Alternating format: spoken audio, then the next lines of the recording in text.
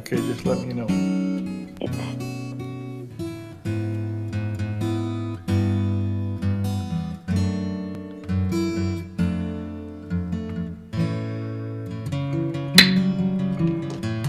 Good morning. The United Laguna Woods monthly meeting will come to order. This is the regular meeting of the United Laguna Woods Mutual Board of Directors of California Nonprofit Mutual Benefit Corporation. It's Tuesday, February 8th, 2022, and it's a little past 9:30. So the meeting is called to order, and we'd like to have the Pledge of Allegiance. Can Director English, can you lead us in the pledge?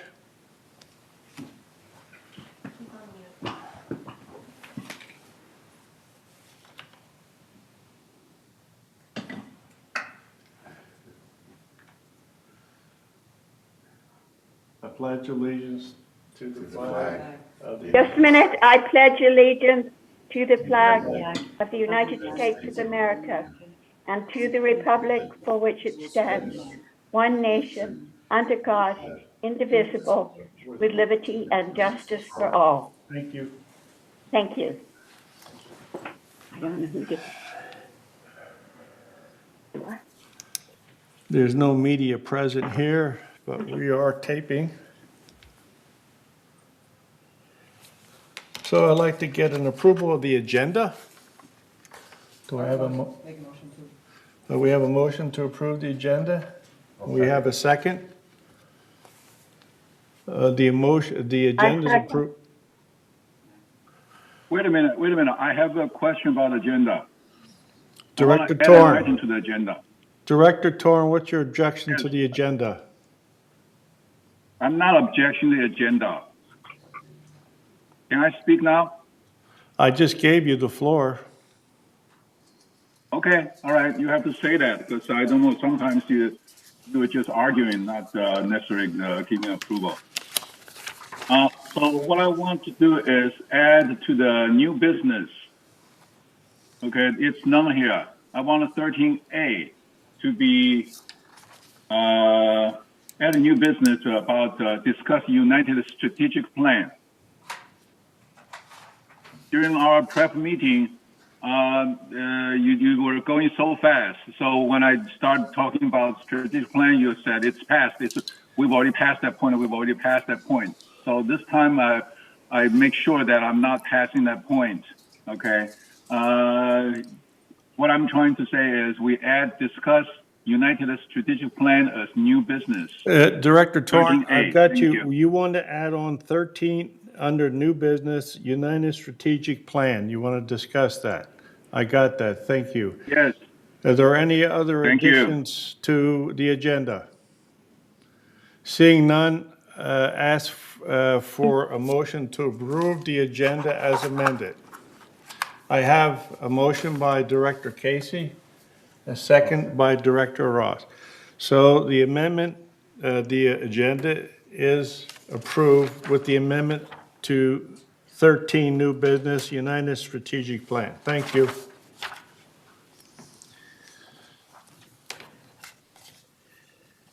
Let's move on now to the minutes. Approval of the minutes for December 30th, 2021, the agenda prep meeting. I see no Director Blackwell? I so moved. I moved the minute. Director Blackwell moves to have those minutes approved. We have a second, Director Ross. Thank you. Approval of the minutes Any for January. objection? We got a second, Director Lenny Ross. Any objection? No, there's no objections. I see any hands up. Thank you.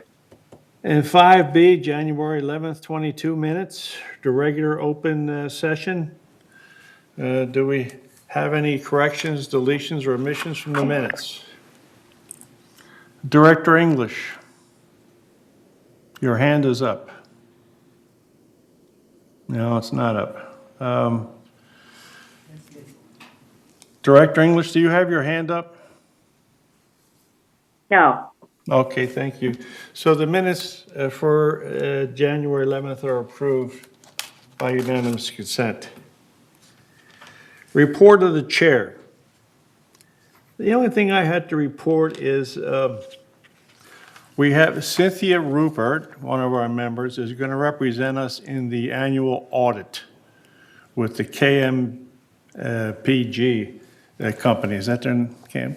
So Cynthia is going to represent us there. And also like to report GRF, the director there, the president, is trying to organize a committee to study the insurance industry and what options we may have to complete our fiduciary responsibility for taking care of the residents here in United. And this insurance is getting out of control. So that's the only report I have. Now, the VMS board update. Director Cynthia Rupert, are you here?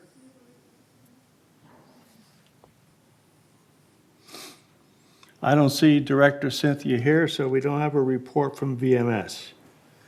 Okay, let's go on to number 8. Open forum, 3 minutes per speaker. Michaela, are you running the show today, or do we have anybody? Yes, we do. Let me pull them Okay. up.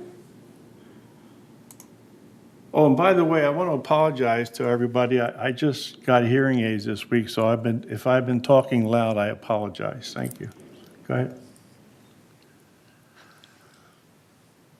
Okay.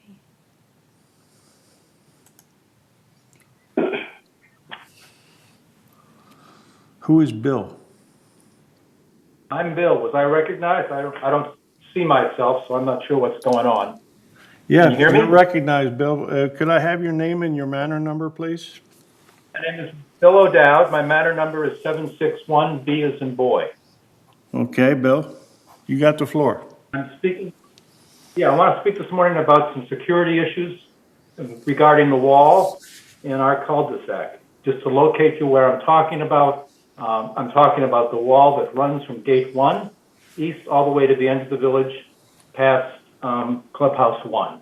And if you're familiar at all with that area, it's the only part of the wall that still has barbed wire, not shepherd's crooks, and has a very low wall, about 4 feet high.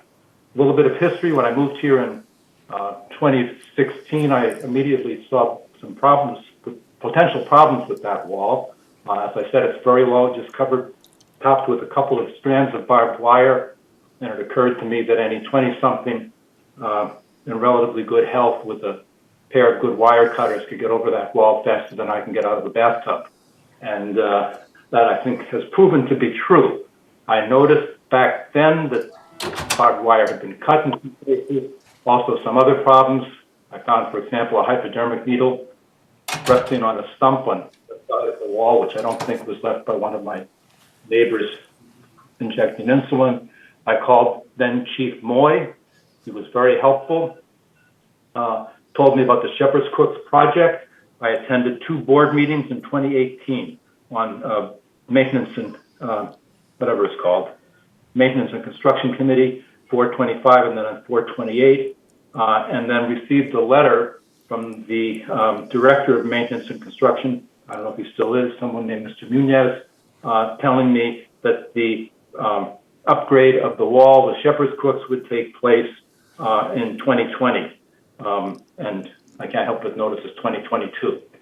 So that never occurred. At the time, I not only was in consultation with Mr. Moy, I had pictures of the problems, and last fall I became concerned that nothing had been done.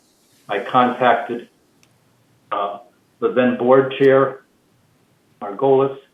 Next few days later, Chief Rojas showed up at my door. We went over the whole problem again. Subsequent to that, at least a couple of times I've found wires cut. I've started to make that my walk up towards CVS along El Toro, and every time I've reported cut wires, Mr. Rojas's people have contacted the repair folks and they've made repairs. But this is a very low wall. It's very easily breached. Earlier, subsequent to all of this, my neighbor in the building next door, which also is right on El Toro, found somebody walking away with her bicycle in front of her unit. So it's not just I'm not just guessing that people are getting in, which is a pretty good guess since the wires keep getting cut and in such a way that the wall could easily be climbed over. But we also have now actually found someone. All these things have been reported to the chief. I'm sure his department has records of our communication.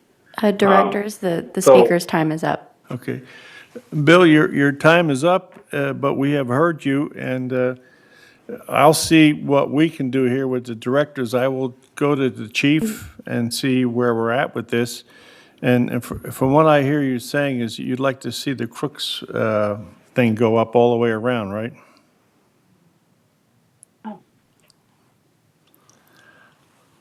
Okay, thank you, Bill. Are we hearing from all the residents first and then responding? Yes, relax, yes. Thank you. Mr. Davis, John Davis, you have the floor. Could I have your manor number, please?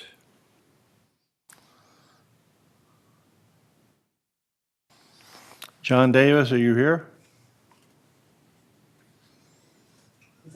You're on, you're muted, okay. Can you hear me?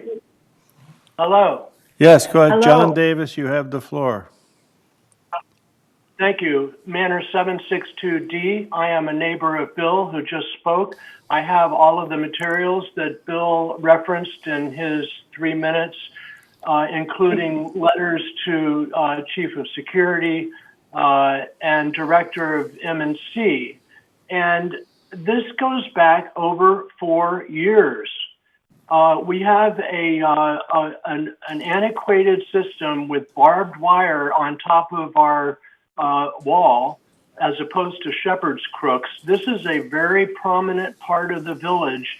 It is the wall between Gate 1 and the Mother's Shopping Center, and it is one of the few areas of the village that does not have shepherd's crooks.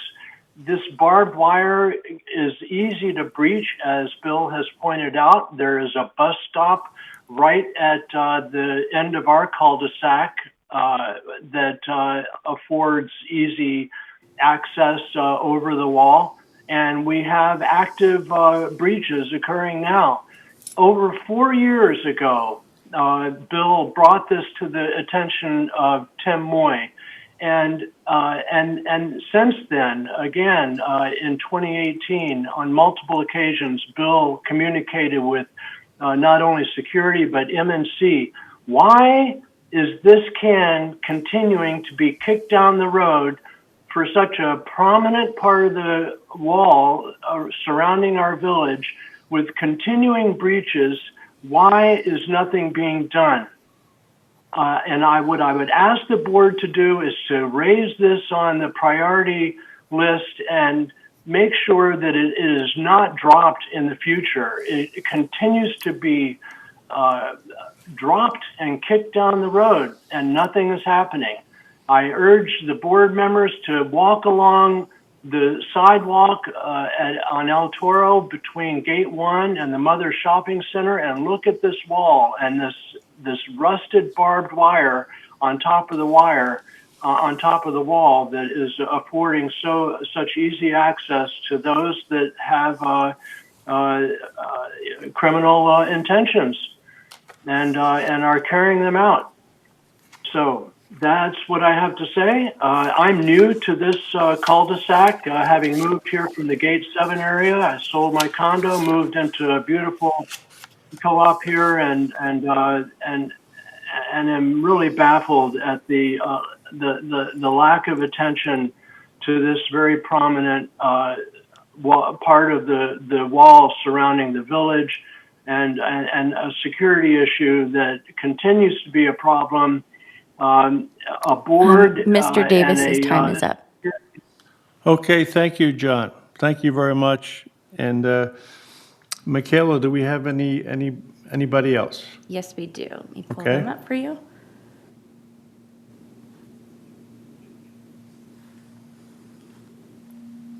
Hello. Hi, my name is Peter Batten, and I'm live in 2072B, Ronda, Granada. Can you hear me? Because Yes. yes, okay, okay, good. This is regarding our flooring problem. We on our closing inspection, September 11th of 2015, the previous owners were informed that the washer dryer that was installed in the closet in the master bedroom was not in compliance, and that those had to be removed and the closet returned to the original condition. On October 21st, 2015, the final inspection stated that the closet, drywall, electrical, and plumbing were restored to the original condition. We closed on our unit on November 6, 2015. In the closing documents, the washer dryer closet was listed as resolved. 6 years later, of September of this year, or of last year actually, our pergo flooring started to swell in our bedroom. On October 27th, the homeowners was notified of a moisture intrusion. It was discovered by HOA's contractor that the wall drain in the wall of the master bedroom, which backs up to the bathroom, was modified and found to be leaking, causing water damage to the master bedroom and bathroom. This damage was caused by the HOA negligence. The HOA contractors came out promptly and did an excellent job. They even helped me move the furniture back to the bedroom after they removed all of the flooring in our bedroom. This was completed by December 1st. Since December 1st, we have contracted the Office of Damage Restoration numerous times with no response. We were told that Melody Thomas, I guess who was in charge of this, was bad at returning phone calls. January 4th, we contacted John Vogel, and he's tried his best to get someone to speak with us to no avail. Since December 1st, the baseboard that was removed from the master bedroom has been sitting on top of our patio storage space, and I have feared it's been damaged by all the recent rain and is now unusable.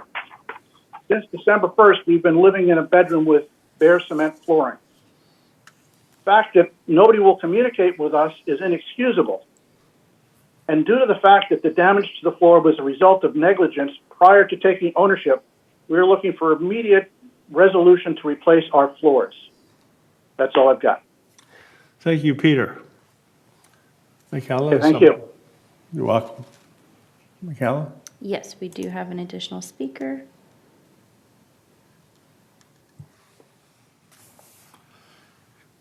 Could I have your name and manor number, please? Yes. Yes, I've just unmuted. My name is Leland Chesley. I'm at Unit 162A. And first of all, to all the board members, a big thank you for your service. Several of you have served for many, many years. We really appreciate the big job, so thank you again. I have a problem to talk about and a simple solution. The problem is financing here in Laguna Woods for a purchase of property. And so my question, I guess, let me just read something. How can the United Board reverse a decision that was made a few years ago that significantly limited a member's financing options? Many private money lenders regularly lent money to the United members who were improving their manners.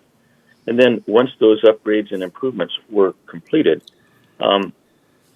some members then obtained more traditional financing from institutional lenders like the NCB, which is National Cooperative Bank. And years ago, there were other traditional banks like Wells Fargo that would lend money here in the stock cooperatives. The United Board made a decision to not allow any lender other than NCB record what they call, I believe, a recognition agreement. That would basically create a monopoly for NCB. But more importantly, it also prevented a member from selling their interest in carrying a loan back. That way, if they were able to do so, they would have a greater income, greater than the prevailing bank rates. And so as an example, if you put a $200,000 deposit in the bank today, the approximate interest rate is 0.02%. That'd be about $40 per year, or $3.33 a month. If you're the lender or seller carryback, you could have that same $200,000 loan to a buyer, just like the bank would be charging about 3.5%. the income would be $7,000 per year, or $580 a month more per year. That'd be, per month. That'd be pretty nice. And we do appreciate also NCB for lending the money, but they cannot lend right now as a result of some change in a Fannie Mae's replacement cost insurance policy, I understand. A quick tutorial just about real estate appraisal valuation. Real estate is defined as a bundle of rights. It is a bundle of rights. It's not a house, an office building, an airport, apartment building, or casino. Those uses are a result of the bundle of rights. So in Laguna Woods, we have some restrictions on those universal rights. And according to Appraisal 101, every time any right is restricted, the value of the land is reduced. So we have 1, age restrictions, 2, income restrictions, 3, asset restrictions, 4, leasing restrictions, and now in United, we have a significant number 5, financing restriction. Speaker's time is up. So my request to the board is to please allow private financing again. Okay, Mr. All Leading, United buyers are capable of. your time is up, and thank you for that information. And we're going to run with it. Michaela, do we have anybody else? That is it on our end. Connie, are there any other members? Yes, I do have one email comment. Karen Napak, Manor 698B. What was it? On February 3, 2022, a VMS employee rang our doorbell and handed my husband a notice informing us that our water would be turned off for 2 hours on February 5.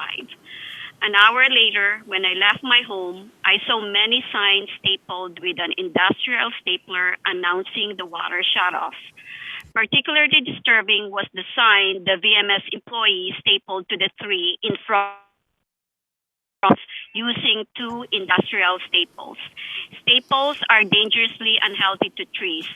Please educate VMS staff not to attach anything to trees with staples, nails, or any other tools that cause harm to trees. Thank you. That concludes the email comment. Thank you. Michaela, I didn't get that Manor number. Did you get the Manor number? Connie, can you give us the matter number? 698B. Thank you. Okay, we have, is there any more, Michaela? Yes, it looks like there's one more. Okay.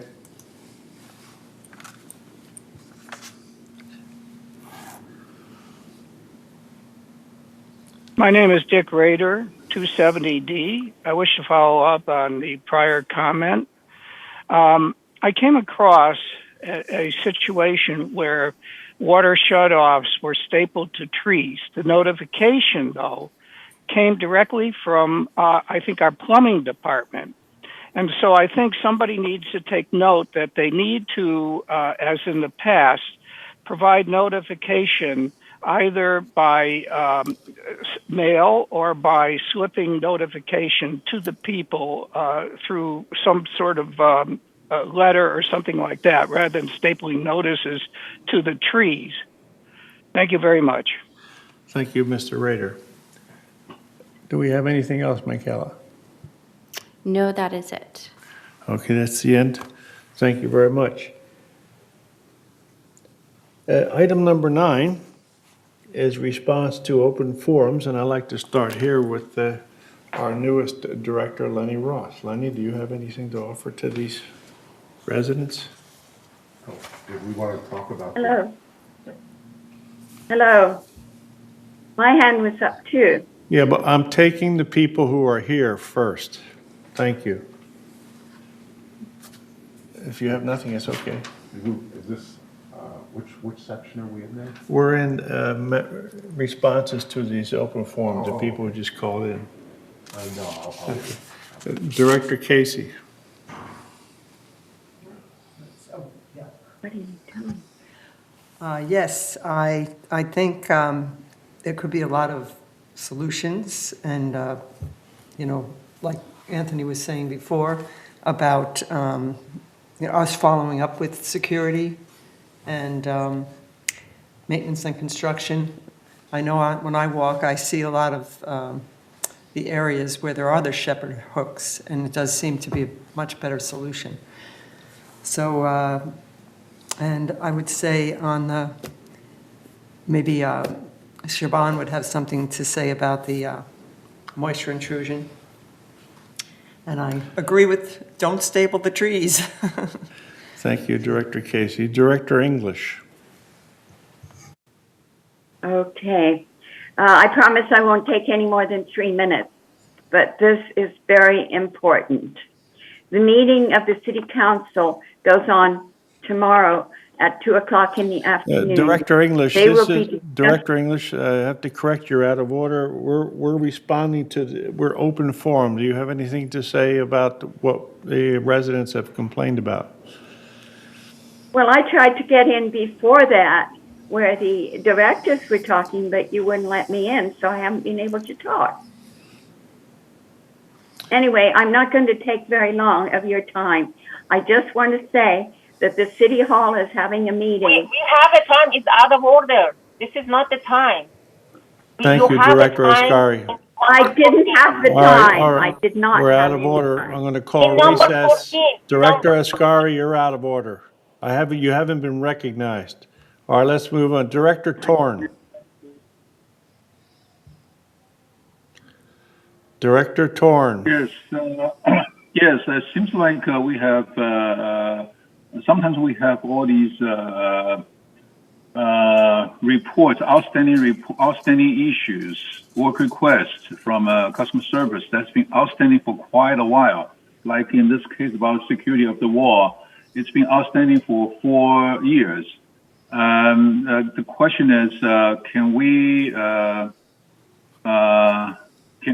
have a report on any kind of reports, problems, or resident work request that last over a month and is not solved? Okay, that will help us focus on issues and resolve them. Maggie, would you please put your hands down because I'm speaking. You're distracting the residents there. Okay. And also the same thing. Another thing is that I heard people. We understand we have a 3 minutes limit, but we don't notify them until the last second. Is it possible that give them a heads up and say 30 minutes left so they can wrap up faster? And instead of not knowing it and then just left out the important final statements. So that would be my recommendation. Okay. One is the work request that's lasts beyond a month. Can we have a report of how big the problem is? If it's only 1 or 2 cases, then I think VMS is doing a great job. If it's 100 and 200 cases, then we are indeed having problems in there. Thank you very much. Director Blackwell. You're muted, Director Blackwell. Director Blackwell, you're muted. Staff, can you hear me now, Anthony? Yes, we can. Okay, thank you. We discussed in prior meetings that it should be staff that gets to respond first for these because several of these, in fact, most of them have been in the works with staff, and I'm sure Siobhan knows. And after we hear from her, I'd like to respond if there's anything further I want to say. Thank you. Well, we're going according to our agenda, and in our agenda number. Anthony, staff responds to the open forum comments first, then the directors respond. It is never said so in the minutes or in the thing, but well, that I'm looking. is the I'm procedure. sorry, but you're out of order. I'm looking at the agenda. Oh, here. Anthony, when is staff going to be able to tell us about the item number 10? The CEO will give the report. Oh, all right. Then I'd like to speak on several things. The flooring will be handled by staff, I'm sure. The Shepherds is a 10 or 20 year project. We cannot do very many yards at a time, so it's going on and on and on. I'm sure that if you notify them, they will maybe up you if they can. The water shut-off and the staples, that can be handled by staff. The plumbing department, that can be handled by staff. Otherwise, it's not our fault that Fannie Mae won't agree to take our loans from NCB. It is not our fault. The board did not make any decision against loans, but we have a second position. We will not take second position for loans, and that's where the hitch is. All right, thank you. I'll just wait until staff gets the report on all of this. Thank you. Thank you, Director Blackwell. The CEO report, welcome, Siobhan Forster, our new CEO. You have the floor. Thank you. I wanted to start with the items that were brought up at this morning's public forum, open forum. First of all, the Shepherd's Crook project for 2022 is focusing on the area adjacent to Building 761. So that is a project in 2022. In terms of trees being stapled, we have trained our staff moving forward not to do this. This was an emergency notification. However, we have trained staff to find other ways to communicate this information, and staff does follow the normal process when it's not an emergency.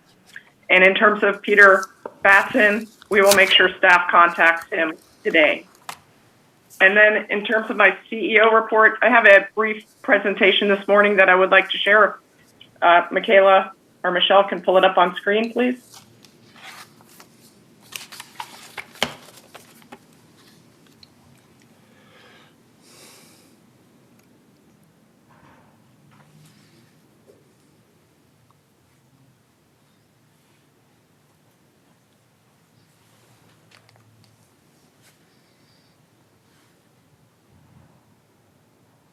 Can you go to the next slide, please? Can you please go to the, thank you. So this morning, I just wanted to go briefly over my approach to leading BMS. As you know, this is only my third day in this role, but I wanted to give everybody an overview of what I am going to do as the new CEO. Our guiding principle is going to be a commitment to excellence and a dedication to service. BMS is going to strive for a positive, service and results-oriented approach, focusing on enhancing the customer service experience and quality of life for all who live in the village. Next slide, please. To achieve this, I've implemented an organizational structure that reinforces our intent to take customer care and service delivery to a higher level. Next slide, please. And I'd like to introduce that structure to you today. Carlos Rojas is serving as Director of Operations, working closely with our 4 field departments: General Services, Landscaping Services, Security Services, and Maintenance and Construction. Carlos is going to focus on responsiveness and enhancement of customer experience and service delivery in these key areas. Carlos brings a wealth of operational and strategic experience to this role, having served as both a police chief and the security director for the Bay Area Rapid Transit before coming to the village. It's also worth noting that Carlos's father served the village for many years as a maintenance painter while Carlos was growing up. Next slide, please. Catherine Lassiter is serving as Services Manager. She is guiding key CEO office services, including corporate secretaries, records management, and community services. Catherine is also assisting the Department of Recreation and Special Events in enhancing its service and financial sectors. Many residents have worked with Catherine and appreciate her extensive knowledge of the village and her ability to get things done. Next slide, please. In the Financial Services Department, Steve Hormuth is serving as Director of Financial Services, and Jose Campos is going to be our Assistant Director, focusing on financial planning and processes. Steve and Jose's proactive and positive leadership will help shape the financial health of the village moving forward. Next slide, please. BMS will strive to live up to its name by placing an emphasis on service. After all, we are village management services. We are committed to excellence and dedicated to service. Next slide, please. I know this is difficult to read, but on the screen before you is the organization chart that I've just described, and it is available on our website. Next slide, please. If anybody wants to reach the general manager's office, the best way to reach us is at the following email address, generalmanager@vmsinc.org. Next slide, please. Also, I want to provide an update on trash collection and the organic recycling transition. This week, CR&R is sending a letter to residents that addresses the transition challenges the company has faced, and notably that the company is seriously impacted by COVID. They've experienced driver shortages, and this combined with having to have substitute drivers learn new routes in the village has contributed to a very difficult transition for our residents. In the coming weeks, CR&R expects to have their staff return to work and a much better service level to be provided. Next slide, please. CR&R asked us to remind our residents that there will be a free bulky item pickup on Saturday, February 19th. Please remember to notify resident services before sending out your bulky items, and please place the items near the trash enclosure or in the same location you place your trash bins. Please set out your items no later than 7 a.m. on collection day. Next slide, please. Lastly, this is the contact information for all trash-related questions. Residents are encouraged to call CR&R or email the company at the email address on your screen. And that concludes my update this morning. Thank you for your time. Thank you, CEO Foster. Sorry, Siobhan, you didn't say Wait a anything minute, about the you do length. not have the floor. Well, let's keep order here. So that's item number 10 was a CEO report. Now we're going on to item number 11. Directors, I do want to let you know that Cynthia Rupert is in the meeting for report of chair, if you wanted to go back at all. Cynthia, we passed your report, so if you have a report, Cynthia Rupert, give it now.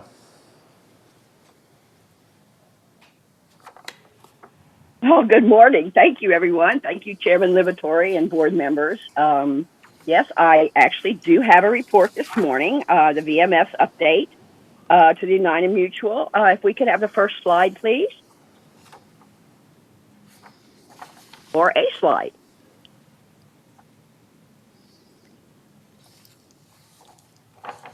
Hey, all right. So now how about we go to the next slide?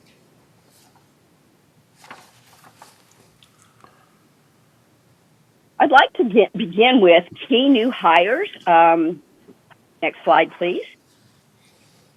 I'll begin with our corporate secretary, Michelle Estrada. She began employment on January 3rd, and she brings with her over 10 years of community association experience. Her most recent role as a community manager, she acted as advisor to board of directors, homeowners, vendors. She managed insurance and accounting, liaison with legal counsel, and prepared agendas, board packets, and other correspondence for the board and committee meetings. And thank you for your service.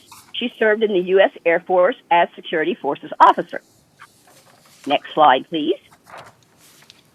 Next, let's talk about General Services Director Robert Terrell. He started employment on January 17th, and he has 30-plus years of service in the public sector. Most recently, the Police Administrative Budget Manager for the Santa Ana Police Department, where he managed budgets up to $140 million annually. He directed police department fleet operations, administrated large janitorial and landscape maintenance contracts, and coordinated solid waste and recycling programs. Next slide. And finally, for our key hires, Assistant Corporate Secretary Michaela Thomas. Ms. Thomas started employment on January 24th. In her prior experience, she was a property manager and associate manager with different community associations. Her most recent role was accounts receivable with law firms specializing in real estate and homeowner association matters. She assisted with the management of multiple communities, implemented policies and procedures to improve effective and efficient use of these properties, and conducted board and community meetings. Next slide, please. Now, let's turn to the Media and Communication Department key initiatives. Next slide, please. First, our village website rebuild and redesign spearhead, which has created a GRF Media and Communications Committee. This is designed to replace our 2015 village website, which started out as a marketing platform, but to which many functions were added as our self-management evolved. This process includes a focus group to solicit much-needed resident input. Next slide, please. Okay, next, we have a broadband group study because it's designed to determine the most efficient timeline to transition our community from a cable-based television network to a full streaming platform anticipated in the future. And it's to provide a 3, 5, and 10-year plan. Also, to determine the best plan for GRF to provide internet services to the village residents, say 5 years from today, as things evolve.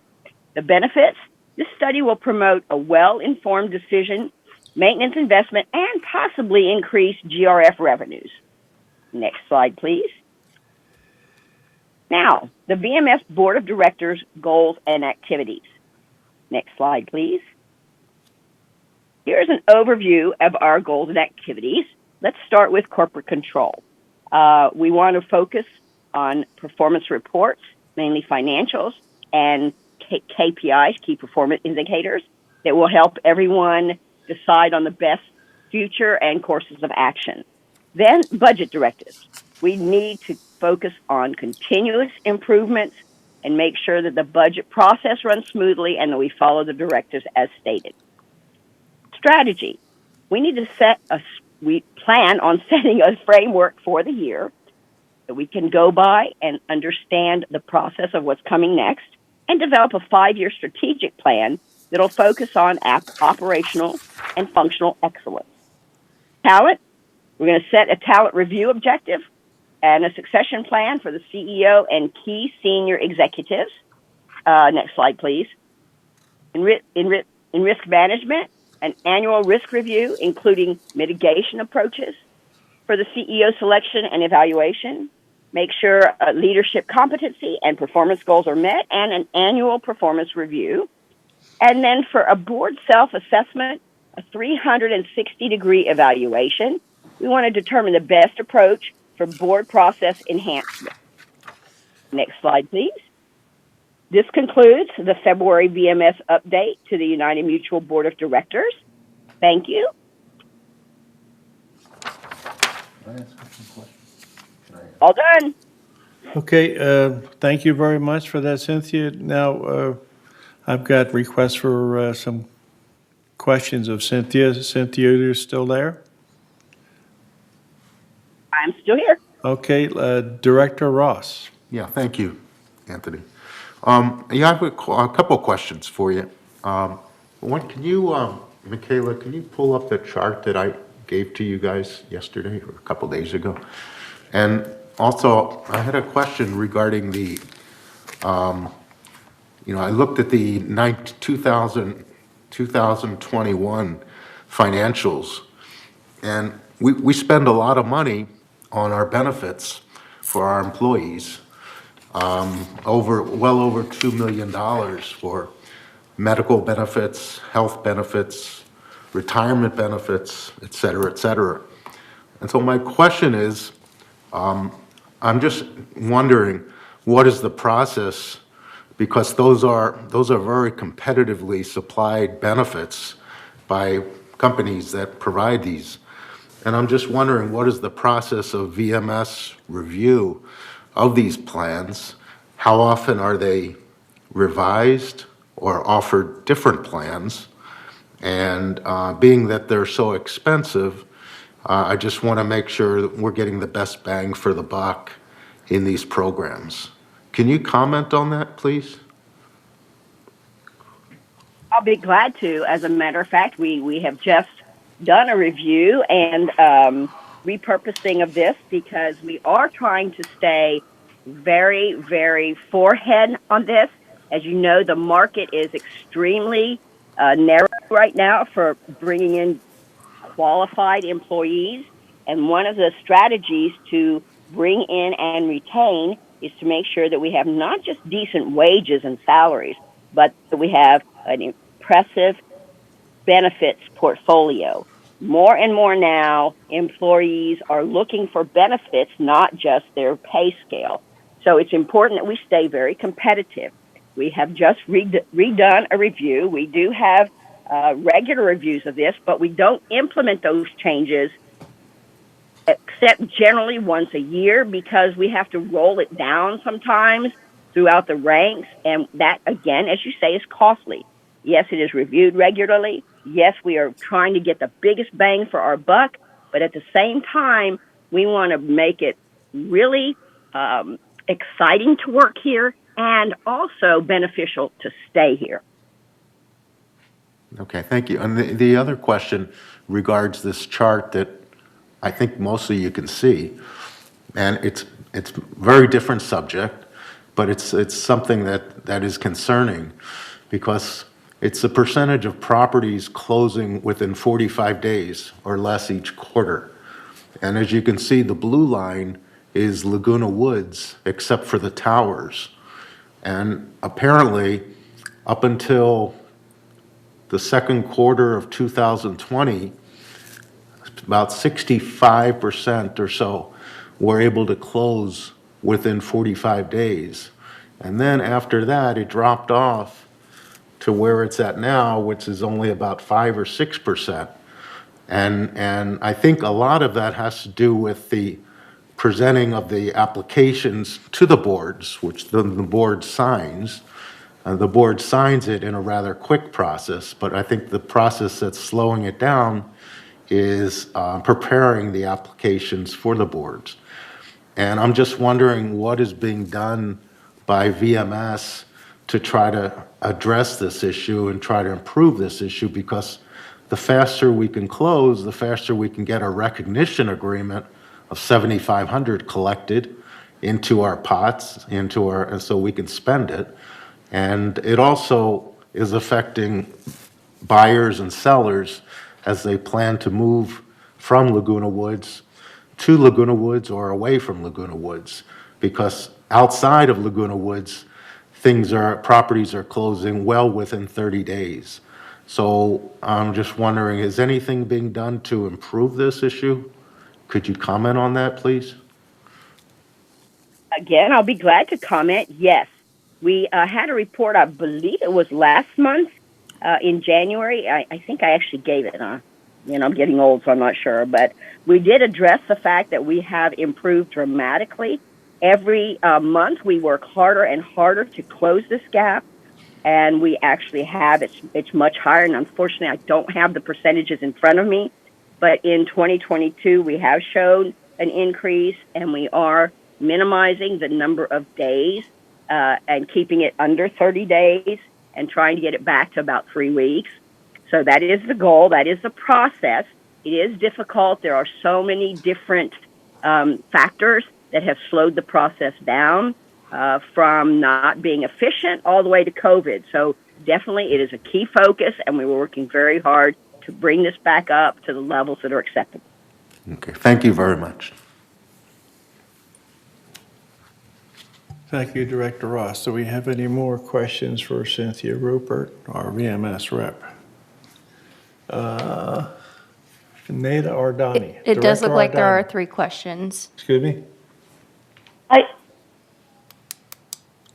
There are some members that have questions. Okay, Director Ardani, you have the floor.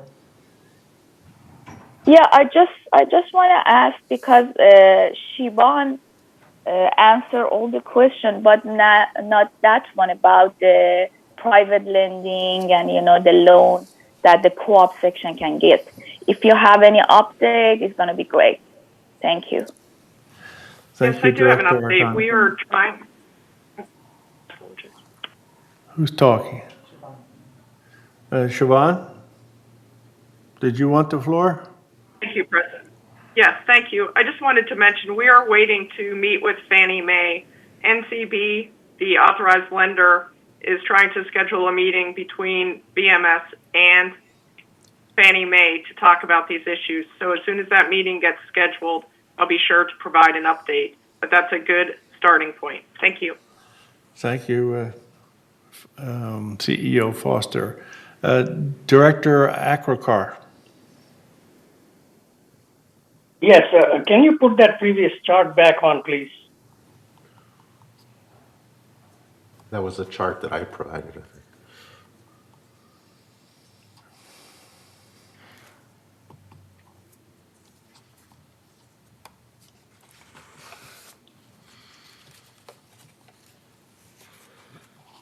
Yeah, it's kind of hard to see, but I think looks like the black line is Aliso Viejo City. The Yes. next one, yellow, is Seal Beach. And the blue one is us, except the towers.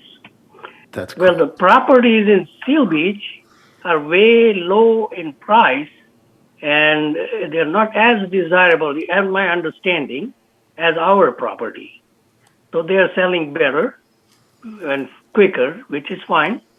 And the black or the dark gray line is Aliso Viejo, which is really not a community type like us.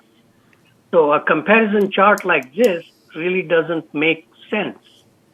I don't understand the meaning why this chart is put up. The meaning, yeah, the meaning is just to show that something happened with our approval process, which was rated around 65%, and it dropped to about 5%. And that needs to be improved. It's not saying how good Aliso Viejo is or how good any other program is.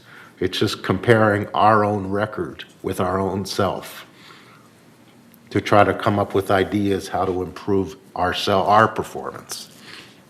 Thank you, Directors. Understood. Director Torn?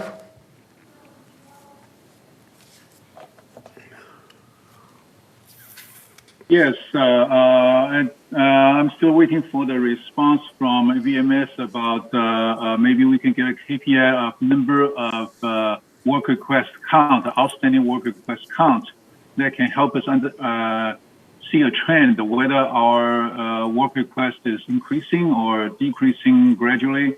Okay, and that will solve the problem. If it's only a very low number, 1, 10, of the whole community, then we have no problem. But if it's in the 200, maybe in the thousands, then we are indeed in big trouble that so many of them last so long. Okay. Second thing is about Director Rupert's presentation. You mentioned that we are the market's interested in more benefit than salary. That's totally opposite from what we heard last year. Last year, we were talking about maybe we can outsource to, we talked about why contractors attracting employees and we are not. And the answer was they are paying high salaries and they are no benefit because they are young workers. They don't need benefit. They don't want a benefit. They want money. And so it seems like the trend is totally reversed. And I don't understand why in 1 year the whole thing changed.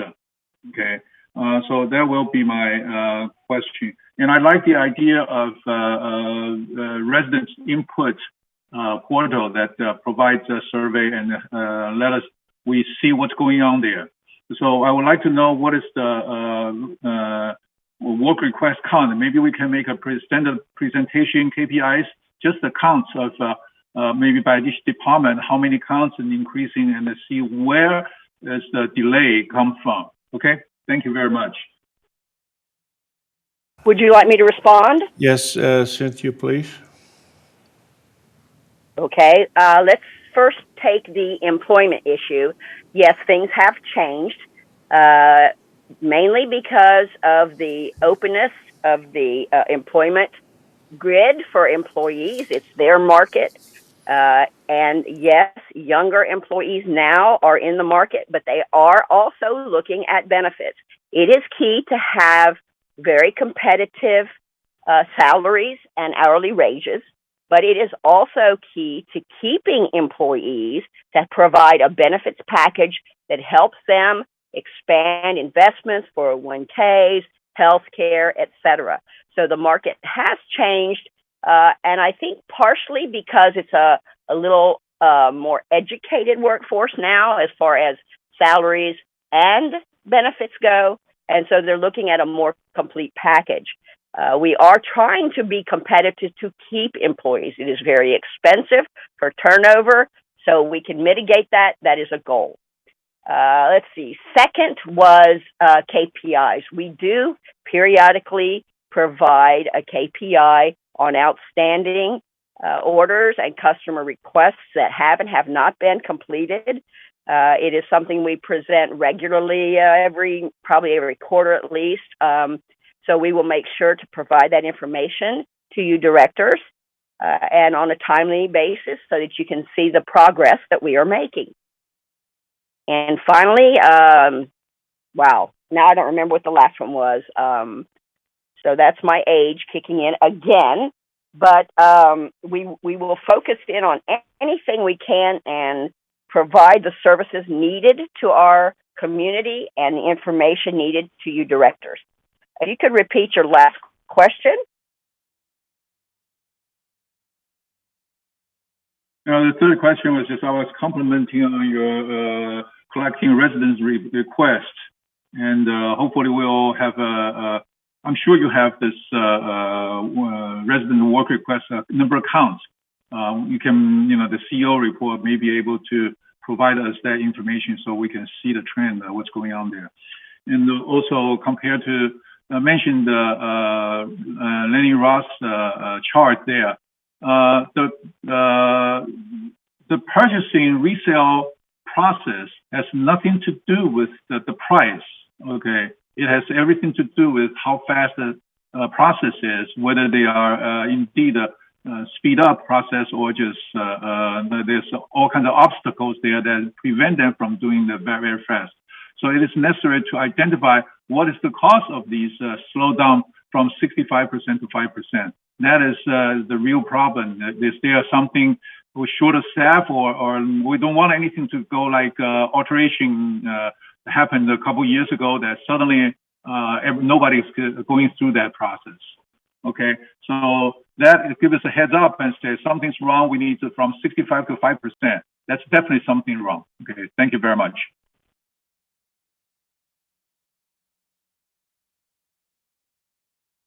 As I addressed earlier, yes, we have made several changes as far as procedures, personnel, to make these percentages decrease and get better instead of 5%. Maybe I should say increase, sorry, backwards. So it is an ongoing process. We have analyzed this entire process and implemented any necessary procedural changes to increase this percentage. It is an ongoing process, and we are working diligently to improve this percentage. Thank you. Thank you, Cynthia. Can we get a KPI on that next report? Sorry. Can we get a KPI report on that report next time? See if it's improved? I will do my best to present that. Thank you. Thank you very much. Let's move on. Director English, do you have your hand up? Director Pearl Lee, do you have your hand up?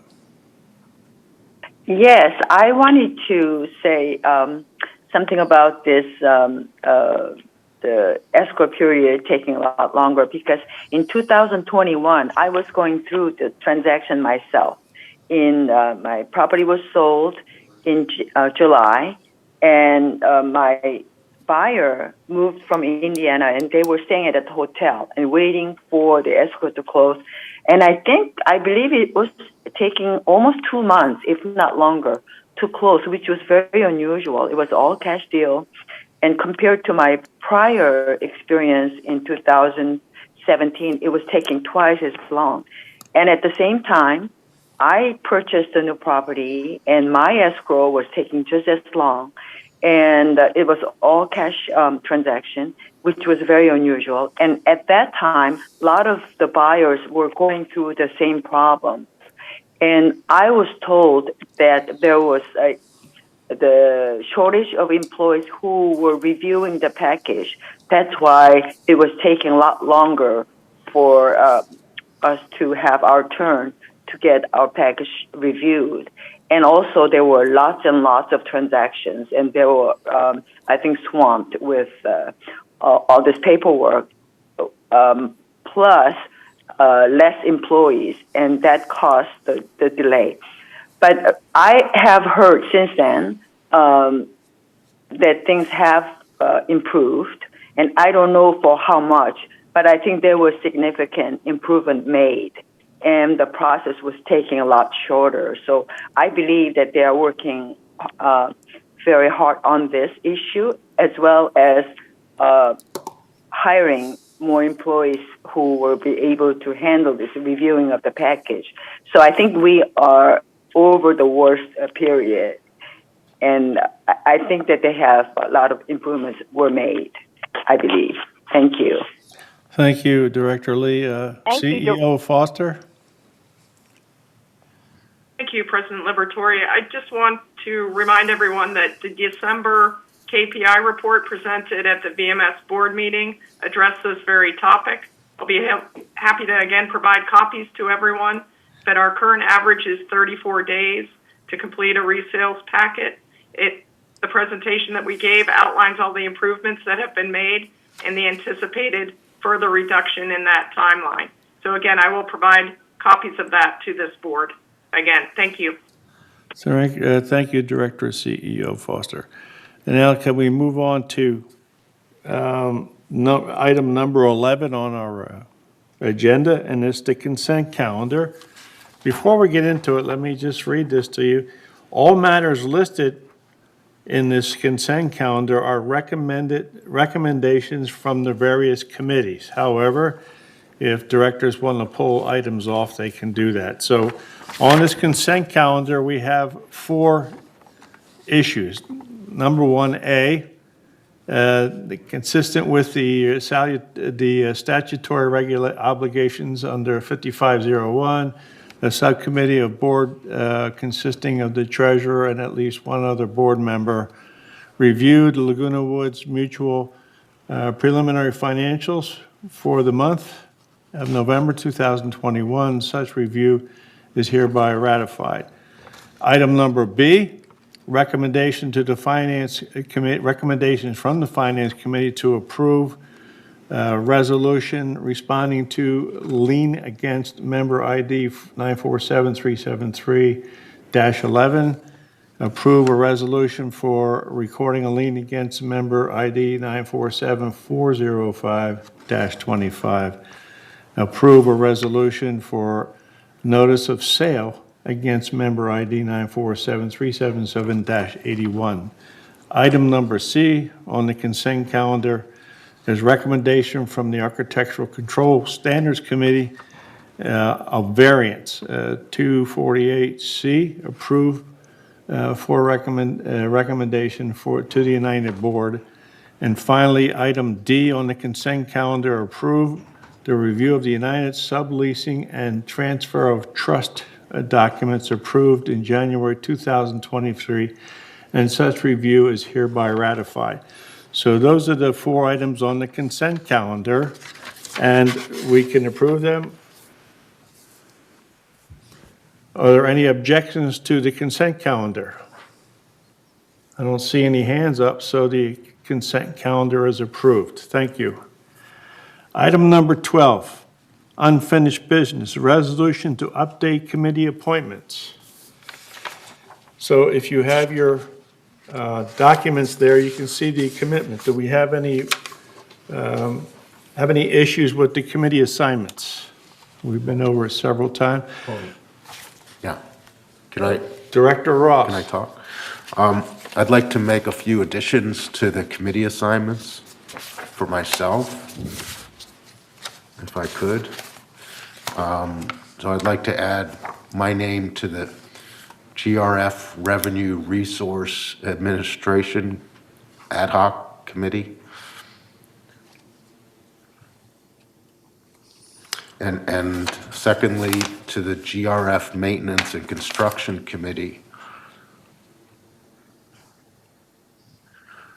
And then third, to the United Landscape Committee.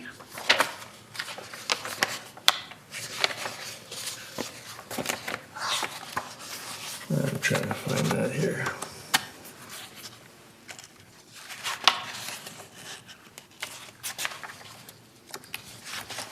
And I want to, in my packet here. okay, I'll wait till. Oh, And I wanted to remove my name from one of the committees too, from the GRF Mobility and Vehicle Committee. All right, Board, Director Ross wants to, so this, first of all, the resolution 0122XX is up for approval or disapproval. So let's deal with that first. Director Blackwell. yes, we have to have a certain number of people on each committee. And on the GRF committees, if you want to be on the GRF committee, someone else has to step off. Okay. The person can always attend in the audience, but they cannot vote. We can only have 2 voting members on GRF committees. So if you step off, if you step off GRF Mobility and Vehicles, then I'm the only one there who votes.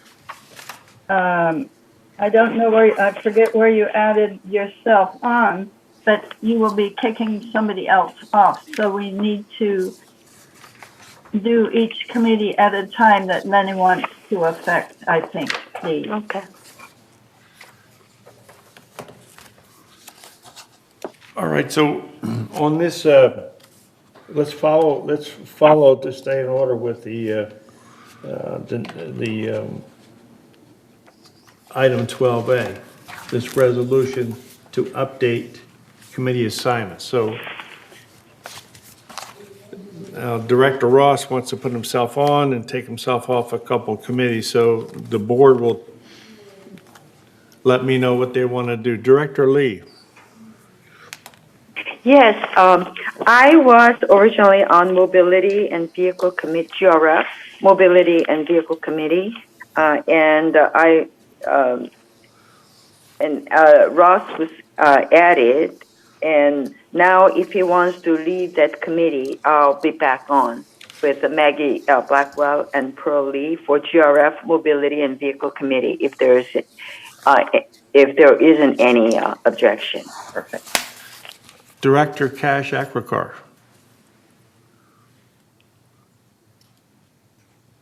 You're muted, Director Akwakar, you're muted. Since Paul is wanting to go back on the Mobility and Vehicle Committee, maybe I'll just withdraw my hand. So that was my question. All right, so it sounds like we need some changes here. Should we send this back to committee? No.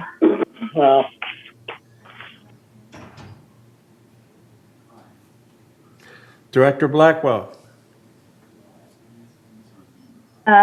Yes. I don't want to send it back to committee. I prefer that we make the changes right now. I have a question.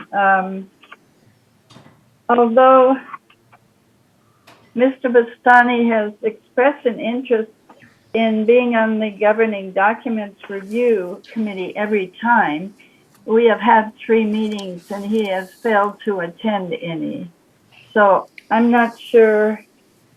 We'll move ahead one more meeting, but I may ask for a 3rd person to be appointed who will be attending, because out of 3 meetings, he has not attended any of those. So I think he is not interested or is not receiving the the announcements that he is. So that may be a point. Otherwise, I think we should just deal with the committees that Mr. Ross wants to put himself on, the way Pearl Lee did there. Well, let Thank me, you. let me That's all. interject here, since I'm the chair here, to avoid confusion, then we should go back through the committees one by one, right? And verify who's on the committees. And that way there will be no misunderstandings, I said, you said. So be patient, you know, even though we don't have a free lunch today. We'll go through these committees. We'll start with the Architectural Control Committee. The Architectural Control Committee right now is Anthony Liberatore as chair, Reza Bastani, and Kash Akrakar. Do we have any changes there? Okay, that's set the way it is. Staff, or are you, Mikal, grab this in case I mess up. The Finance Committee, we have Director Asghari as chair, Pat English, and Lenny Ross. Are we okay with that? I don't see any problems with that. The Governing Documents Review Committee, Maggie Black, Director Blackwell is the chair, and Director Casey and Reza Bastani.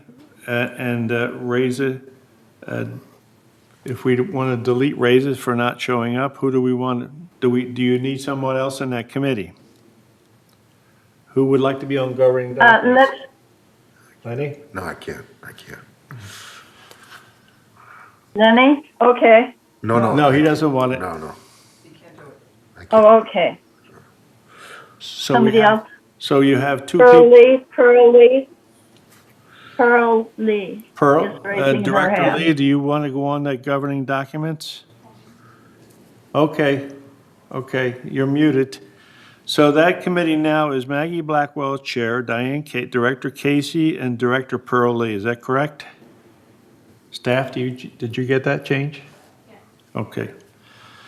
Landscape Committee, we have Director Casey as Chair, Director Blackwell, and Director Pearl Lee is on that committee. That's the one I wanted. That's the one I was hoping to add too, but if there's already enough, then no need for me to add my name. No. No. Director Lee? Yes, I will withdraw myself from Landscaping Committee since I'm going to the government so Lenny can add it. All right, so board, we have now in Landscape Committee, Director Casey as chair, Director Blackwell, and Director Lenny Ross. We okay with that? Okay. Yes. Now, Maintenance and Construction, the chair is Pat English, Director Reza Bastani, and Director Anthony Liberatore. Any changes? All right, that committee stands. And I will try to contact Director Bastani to see if he's having any issues. So the Maintenance Construction Committee now is Pat English as chair, Reza Bastani, and Anthony Liberatore. Member Hearing Committee is Director Ardani, Director Lee, and Director Blackwell. Do we have any changes there? That's okay. All right, so that committee now is, officially, Members Hearing Committee is headed up by Director Ardani, Director Lee, and Director Blackwell. Okay. Under new resident orientation, the chair there is Maggie Blackwell and Director Kash Akrakar. Are we happy with that? Okay. Resident Advisory Committee. The chair there is presently Pearl Lee, Diane Casey, Maggie Blackwell. Are we okay with that? Okay. So that does the staff. We have all that. That's for our United Committee assignments. Okay. All right. Let's go through now the Golden Rain Foundation assignments, committee assignments, and GRF Strategic Planning Committee. We have there Kash Akrakar, Reza Bastani, and Anthony Liberatore. I don't see any hands, so that committee stands. GRF Community Activities Committee? Anthony? Yes.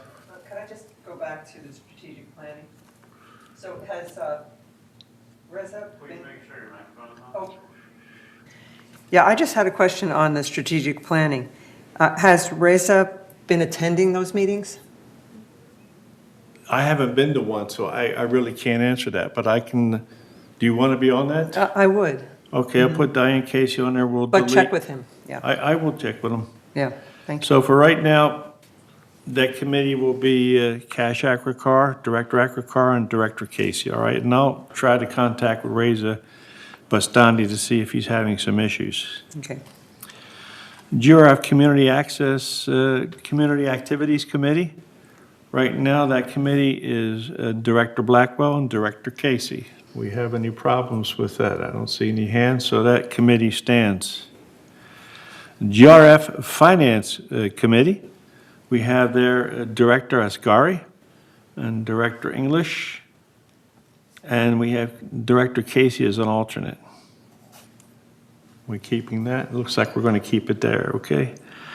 The GRF Landscape Committee, right now we show Director Blackwell and Director Casey. Are we okay with that? I see no hands. GRF Maintenance and Construction Committee. Right now we're showing Director Akrikar and Director Liberatore. See no changes there. Oh, Lenny wants. Lenny Oh, wants yeah, to be I on was it. hoping to add my name to that committee. Well, too. yeah, so that will kick off Director Liberatore. And so the GRF Maintenance and Construction Committee will be Cash Akrikar and Director Ross. Clubhouse Facilities and Renovation Ad Hoc Committee. Right now, I show Director Casey, Director English, and an alternate, Director Asghari. Director Asghari, your hand is up. Thank you. I am just offering, since Director Casey now is going to the GRF and get another one, can I be as a, rather than Director Casey, I be in the clubhouse and facility and Director Casey be alternate? Could you repeat that? I couldn't get it. I couldn't understand. Sure. I said, since you already got another one from GRS, a strategic plan, I am saying in clubhouses and facility renovation, can I be as a main one instead of you, and you be alternate here? You know, that last sentence was still, I could not understand Well, I think it. she wants to head up that committee. Well, this is GRF. So No, which one- she, so Director you Casey, want- Director Asghari is asking if you would like to be the alternate on that committee. Which one? Which committee? The clubhouses renovation ad hoc committee. And then she would be a regular member on that committee. No, I'm not doing that. Okay. Then can we at least be a little bit average, because Director Casey and Maggie Blackwell almost is everywhere and doesn't let other people come. Well, Director Asghari, Well, that's thank why you. I'm going through these committees one at a time, trying to get them. Okay, so how we can solve this one? Because these two people want everywhere and doesn't let anybody else come. Well, what How we commi- can solve this one? Could Please I count say how something? many Director Casey and Director Magwell is in. Please count it. how many are you willing to be Wait a on? minute, you're out of order, Director so- Blackwell. I You am don't have the only floor. one. You don't have the floor. I've got the floor. Director Casey. Okay, I have been on this committee for 2 years. It's not something new.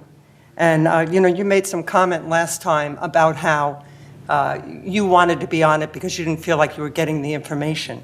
Well, attend the meeting, you know. I don't know what to tell you. I'm on it. So, Director Casey, we are all 11 directors here, and we kind of should be average.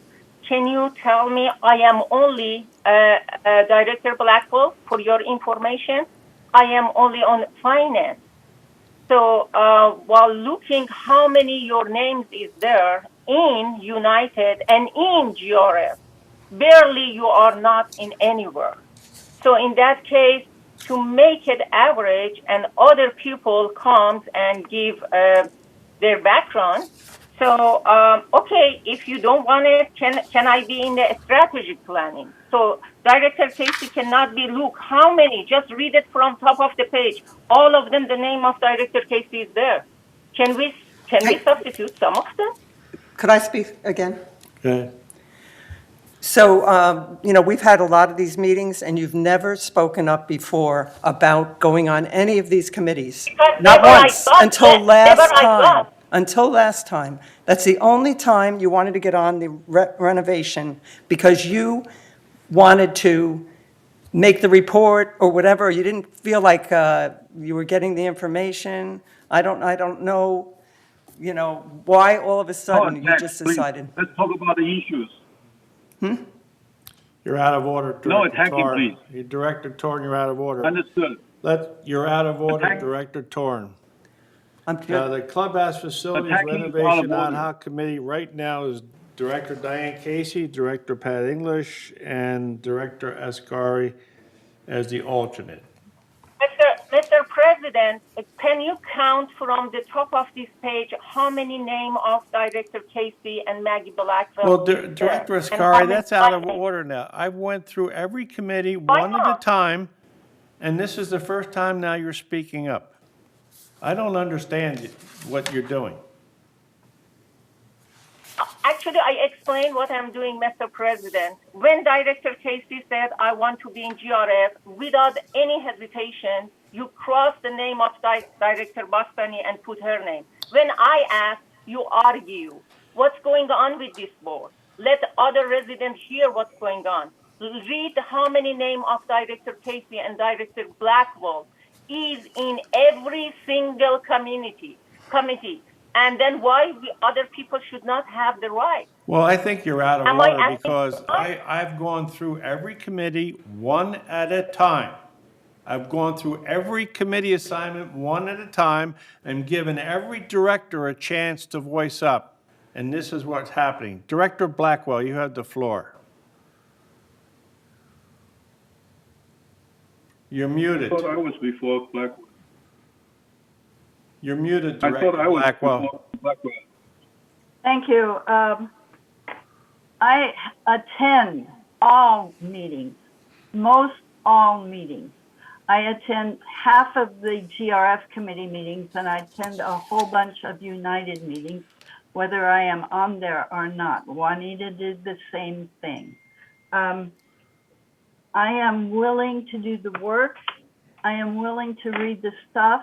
I am willing to do whatever it takes to help United and to help GRF. And so that's why I volunteered to be on these committees. I thought you were on all the ones that you wanted to be on. You've never suggested yourself before to be, if it's a numbers game, then who will attend all of these? Reza doesn't come. Other people don't come. Come to the meetings. You can speak from the audience. I want to be a member. You're out of order. You don't have the floor. You're out of order. We should vote on this. Okay, let's have, Director Blackwell thinks we should have a vote on this committee. Director Torn? My hand is up. Out of order, and still we have discussion. Why we should go to vote? To vote? We have Director discussion. Torn has the floor. You're out of order. Director Torn, please. Yes. Maybe we can. I understand that the president that you trust Blackwell, you trust Casey, Director Casey.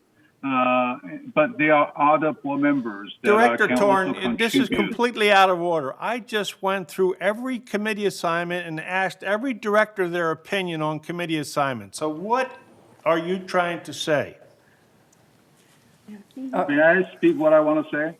No, I'm asking you. I went through every committee assignment. Every one. I gave every director a chance to vote or to approve, and it's been approved up till this point. Now, what's your point? Can I respond? Can I speak my point now? Can I? I don't want to be accused out of order if you can accuse me, but I cannot respond. Can I speak now? Whatever Okay, melts I your will butter. assume that's a yes. Okay, no, I don't know what that means. Okay, yes or no. I don't think that's the statement in Robert's rule, melt your butter. Well, listen, I'm not interested in you teaching me Robert's rules. I'm the only one here that's attended Robert's rules for 9 years. So say your piece. You have the floor. Okay, thank you. Okay, I think we have 11 board of directors, all right?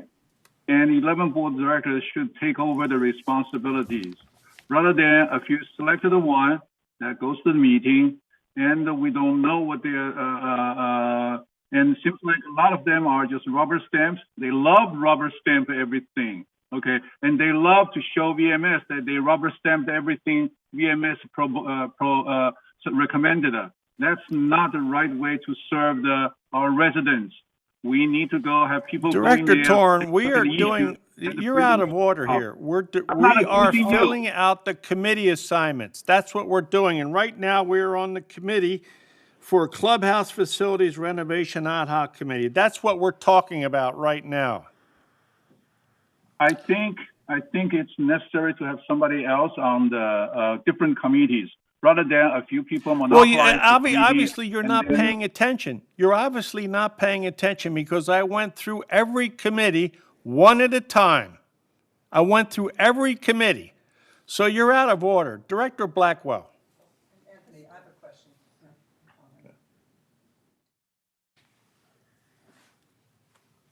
You're muted. You're muted. Maggie, you're muted. Yes, thank you. We should take a vote. You've asked each committee and people are silent, so it's been approved as presented. On this one, there is a question, so the board should vote. The board should vote on this committee only because this is the committee under contention. So thank you, the Director board Blackwell. needs to vote. Thank you. Director Casey. Yeah, I was just going to say, you know, when we had all these meetings to have committee, when we had all the meetings to ask directors to join in on the committees, Pearl and I joined a lot of committees because nobody was raising their hand, you know. So I want to do the work, and you know, and this committee that's in contention right now, I've been on it for 2 years. I want to be on it, and they like me on it. You know, I mean, I've established a relationship with those people, and it's nice. So anyway, that's all I have. Thank you, Director Casey. Director Lee. Hi, I feel like we need to close these topics because we've been working on this committee assignment since November, as far as I can remember. And every month there's a different opinion. And it's not that you go to the store and change your mind and pick something else. I feel that we have spent enough time on these committees and we should vote on it and just get it out of our agenda. And we shouldn't spend so much time on who's going to be on it and who's not going to be on it, because every month when we discuss, there's something else.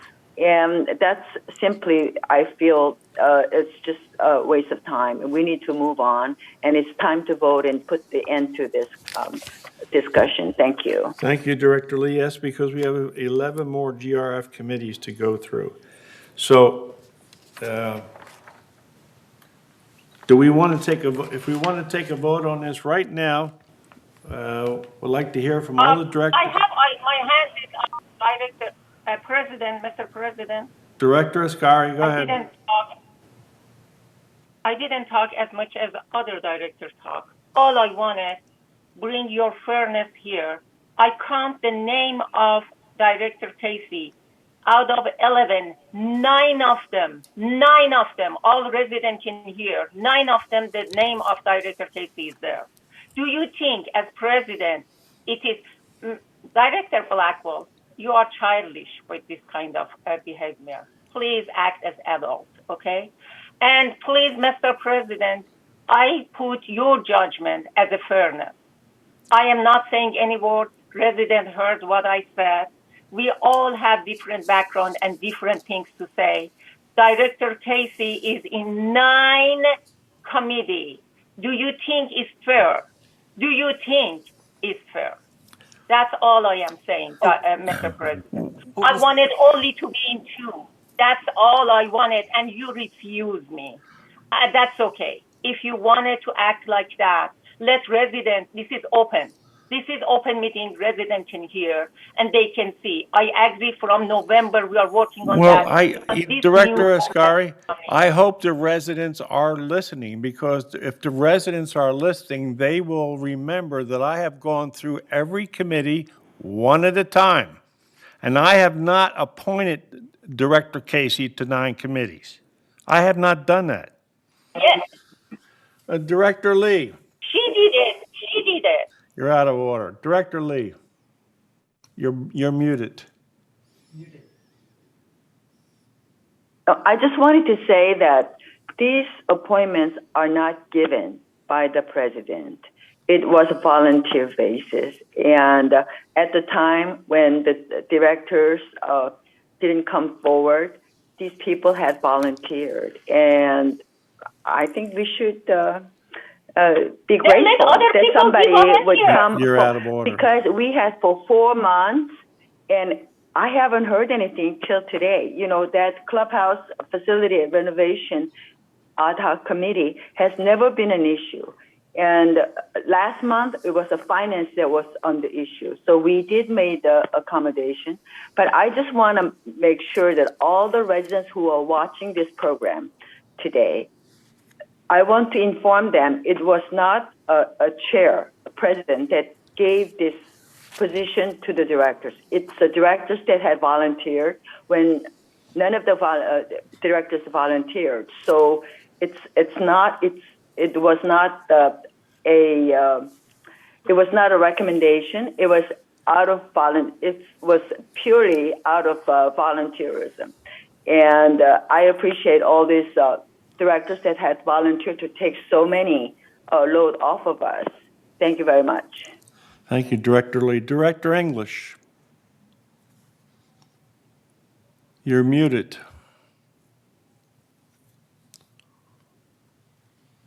I don't understand why we're going over this again. I thought there were some regulations in the David Sterling that prevents this very thing happening. This very thing being changing the committees. This just doesn't work out, because how can our staff know what they should be doing if we keep changing all the time?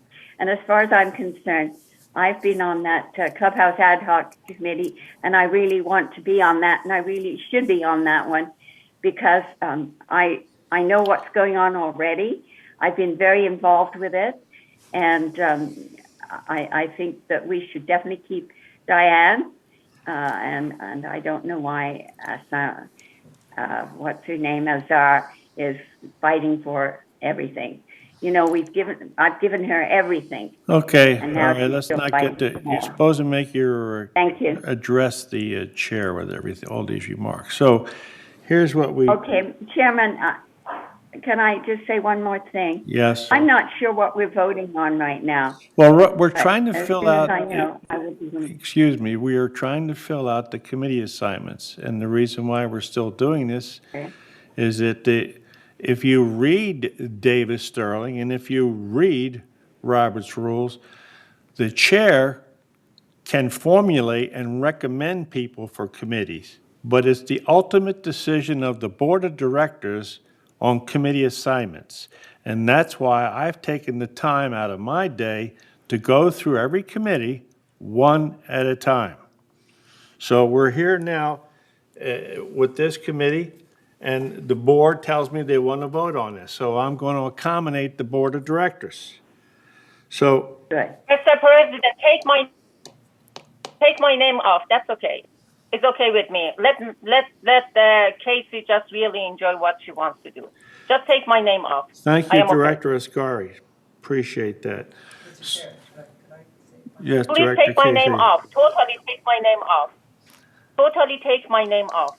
Thank you, Director Ascari. Okay, I just had one thing I wanted to say was, I wanted to be on the Finance Committee and I wanted to be on the Maintenance and Construction, but I accepted that somebody else took the spot, so that's what happens. All right, thank you. Thank you, Director.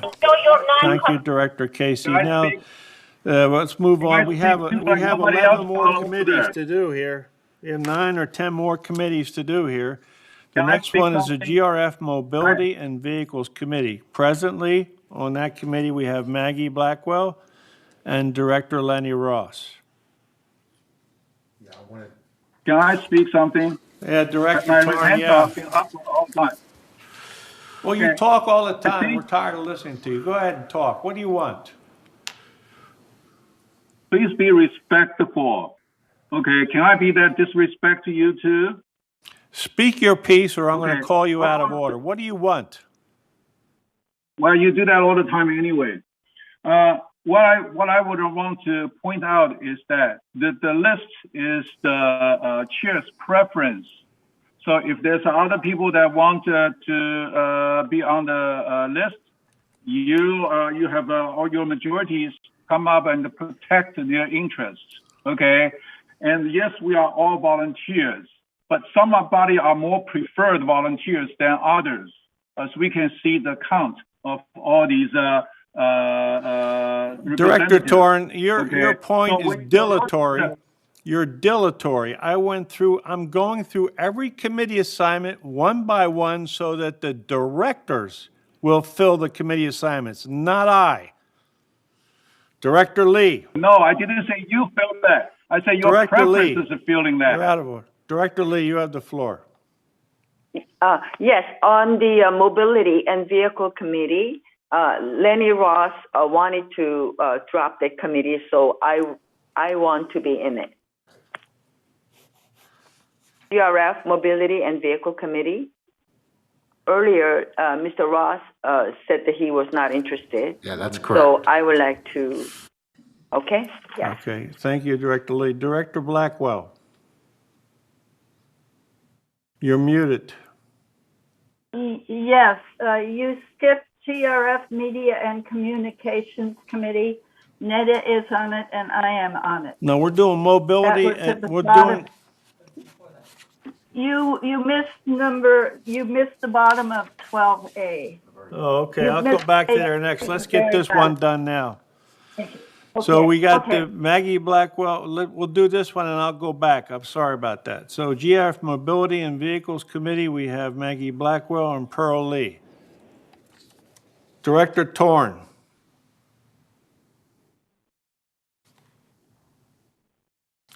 All right, that committee stands. So we'll go back, my mistake, go back and cover Media and Communication Committee. Right now, we have that Director Ardani and Director Blackwell. Any changes? I see none. So that committee stands. GRF Committee, Communications Committee is Neda Ardani and Maggie Blackwell. GRF Committee, Security and Community Access. Right now, we have Reza Bastani and Cash Akwakar. I don't know what to say. Reza is not here. But if you want to keep them on, I don't see anybody wanting to change it. So the GRF Security and Community Access is Reza Bastani is on it, along with Cash Akwakar. Now, the Disaster Preparedness Task Force is Diane Casey, Anthony Liberatore, and Cash as alternate. Any changes there? No. All right, Laguna Woods, GRF Laguna Woods Village Traffic Hearings. For United, I have Director Ardani and Director Liberatore. Any recommendations for changes there? No. Let's move on. Information Technology and Advisory Committee, Diane Casey and Cash Akwakar. Any changes? Can you skip one?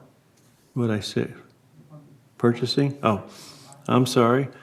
The Purchasing Ad Hoc Committee, Anthony Liberatore and Diane Casey. Do we have any? No changes there, so that committee stands. Am I confusing you, staff? You got this? Callie, you got everything? So now we're on broadband, right? Broadband Ad Hoc Committee. I only have one person on that, Diane Casey. I have a question. I have a question about the IT advisory committee. Yeah, go ahead. Director Torn? I wonder why I'm not there. I wonder why I'm not on that committee. I am the IT director. I've been working with ERP implementations for 15 years. I work with KPMG, which is guaranteed the success of implementation. And I've been blocked out of that committee because when I was leading that committee, people were recommending everything from the procedures from internet. They have no clue what they are talking about. They just say, I have to have an open mind. And I dismissed that completely and said, this is a proven approach that I learned from KPMG.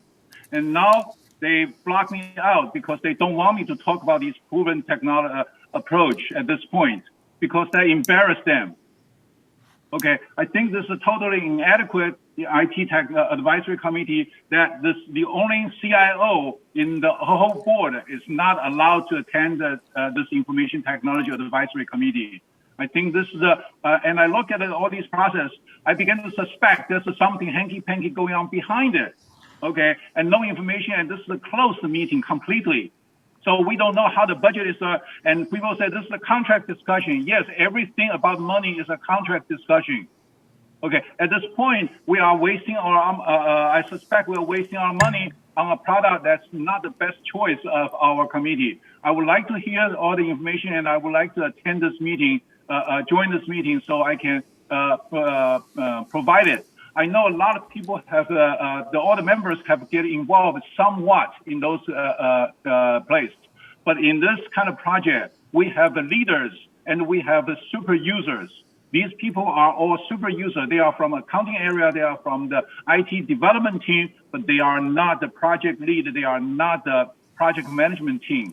Okay, there are a lot of things, considerations behind it for low-level employees to get involved, so super users to get involved, but there are a lot of things behind it. Okay, that's what I was surprised that, why IT, I wasn't involved. We have a lot of, and also there are a lot of additional IT issues they are not aware of. These people are not IT experts. These people are just IT users. Okay, everybody's been have used Amazon. But that doesn't mean you can be on their board, can be on the selection committee, all right? Being a user is totally different from an implementer. So I'm questioning why I'm not on the IT advisory, ad hoc advisory committee. Thank you, Director Torn. Director Casey. Yes, I just wanted to talk about it's an ad hoc committee to choose a software program, an ERP system that was led by... Sorry about that. Can't hear. Yeah. Oh, okay, I know, I turn on the mic. So this is an ad hoc committee to choose an ERP system for the Laguna Woods. So it has gone through many, many weeks. It was started by Sue Margolis and Andre, and we're at the point now we've chosen the software. It's been approved by GRF and the finance at GRF and the actual board, and so now it's going to go to the corporate members. So that is where we stand. We're going to support the ongoing installation and things like that. And so perhaps you could get involved with that. I don't know, but you'll have to find out from Chuck or, VMS if that's allowed. Thank you. All right, thank you, Director Casey. Director Blackwell. Thank you. Anyone can attend a meeting and speak from the audience when you sign the card and request to be heard on each issue. So anyone can attend any meeting, fill out the card, and speak as many times as there are issues. Your hands are not tied if you are not on the committee. I suggest if we want, we can vote on this or leave it the way it is. Thank you. Thank you, Director Blackwell, and let me remind you, like to you do not have the floor. If it's an ad hoc committee, it ends Friday. Anyway, what we have right now is the committee assignment is the Information Technology Advisory Committee stands at Diane Casey and Director Kash Akrakar. I don't see any changes in it, so that committee stands. And if it's an ad hoc, it's over on Friday anyway. I want to add my name on that. I want to add my name on that. Don't you see that? I want to add my name on that. Well, somebody who's not an IT expert, please let me in. You can go there. Director Blackwell just told you can attend the meeting. It's not a closed meeting. And I just went through all the directors and they voted on the committee. The committee stands as is. I understand that there are a lot of issues involved. The broadband, you're out of order. You're out of order. It takes more than 3 minutes to explain You're to out them, of to teach them. order. You're out of order. And if you don't stop it, I'm going to call a recess here. And every time, it takes more than 3 minutes. It takes more than 3 minutes to explain these important issues. We are voting on committee assignments. I don't see why you don't understand that. And the board just approved the committee assignment. So it's a moot point. It's dilatory. I don't understand We're going on now to the broadband ad hoc committee. Right now, I have Diane Casey on that committee. Are there any changes to that committee? I don't see any hands, so that stays the way it is. Revenue Resources Ad Hoc Committee.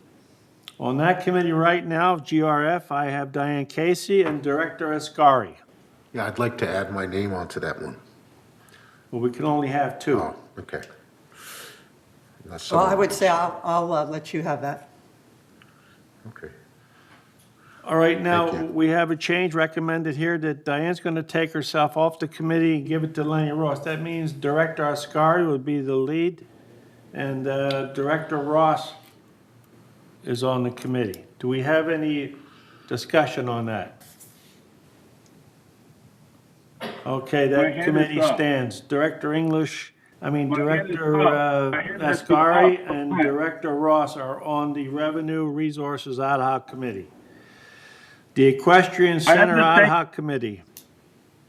Right now, I have Pat English and Director Lee on that committee.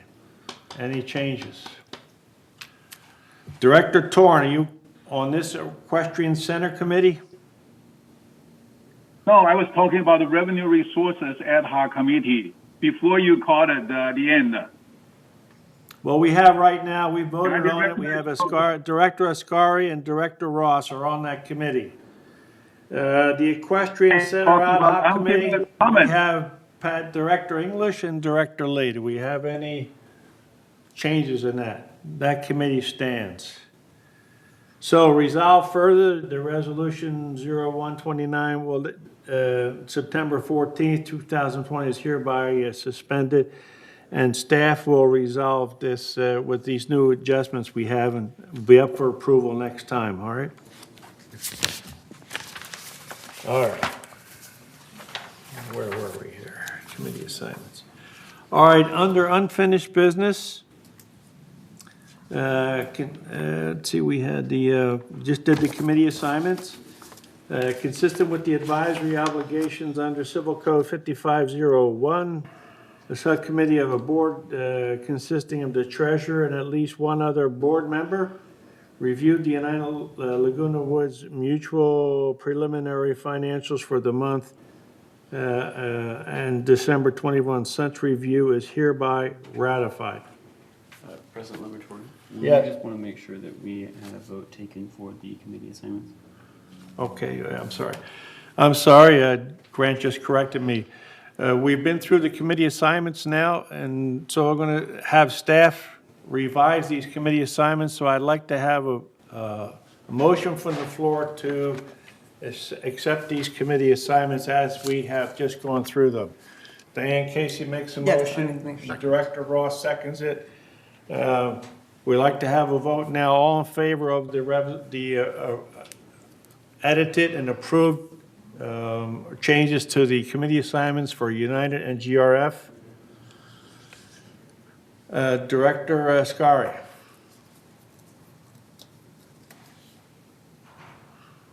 Actually, I wanted to respond to the 12B, but I wanted to say, yes, talking more than this is not healthy. Let's do it because definitely this board is very unfair. As I said, some directors get 9 and others got almost none. And so Maggie Blackwell, what you said is work both sides. You can attend. And Director Diane Ascari, we're can taking a attend. vote on the resolution. Okay. Are you No, voting I want for it? I want residents know what's going on, Mr. President. I want the residents, Residents. don't worry, the residents are listening. Believe me, they're listening. Okay, Mr. President, why you are afraid when we talk, but Blackwell and Casey and other people can talk as much as they want. Normally my talk is less than 1 minute and still you don't let me to talk. What's going on in this board? Let's be honest. Let's be fair a little bit. Let's respect each other. So Maggie, what you said is works for you too. You don't need to be in all of them. And Diane doesn't need to be all of them. She can come and listen. Nobody tied your hand, exactly the same that you said. You don't need to give this advice to us. Just listen to what you are saying. Don't think you are just know all of this, okay? And that's all. So let's vote it, this unfair committee that presented to us by force. Well, let me remind the people at home that I have gone through every committee assignment one by one, and the committee appointments have been approved by directors, not by the chair. And now we're taking a vote on this resolution so we can direct staff to go on. All in favor of approving the resolution for the committee assignments for United and GRF, please take a vote. And the people online can vote with the staff. Oh, Yes. So here we have 3 yeses. Yes. Yes, for me too. Yes, for me. Yes, for me.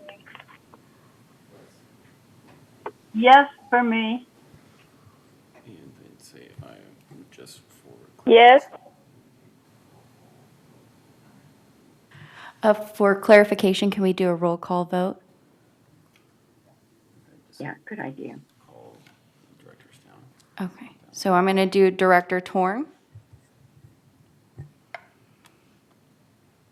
No. okay, Director Asgari,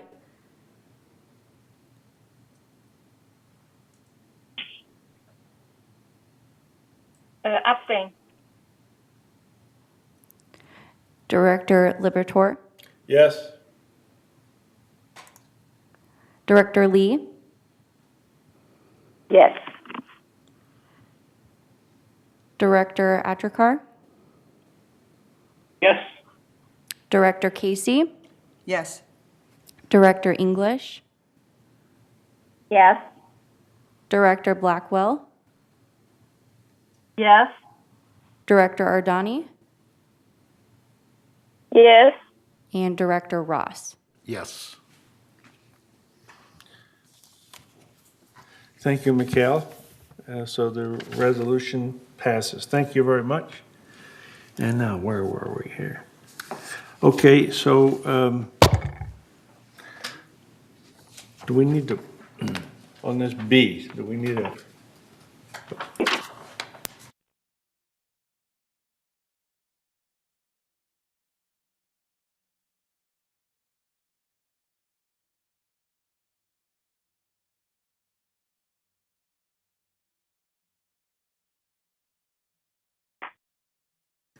Director Asgari requested that this item be added to the agenda as she wanted to discuss it. Director Ascari? Director Ascari, you want this item? You can discuss it. Go ahead. You have the floor, please. Thank you. It doesn't need discuss. I wanted to say it's unfinished because we didn't totally cover the whole December 2021. We don't need any discussion until I have a meeting next Thursday with the finance staff, and after that, hopefully everything is going to be ratified. That's all. Thank you, Director Ascari. So we'll move on to item number 13, new business. We have Director Torn. Yes, I want to say that on January 11th, we've already discussed this one and talk about 30th, I guess, December 30th last year. Yeah, no, January 11th meeting, we've already talked about and approved, let me go there, read it to that President Liberatore called the motion to a vote and the motion passed 730 to discuss and consider the formation of a strategic planning committee. Okay.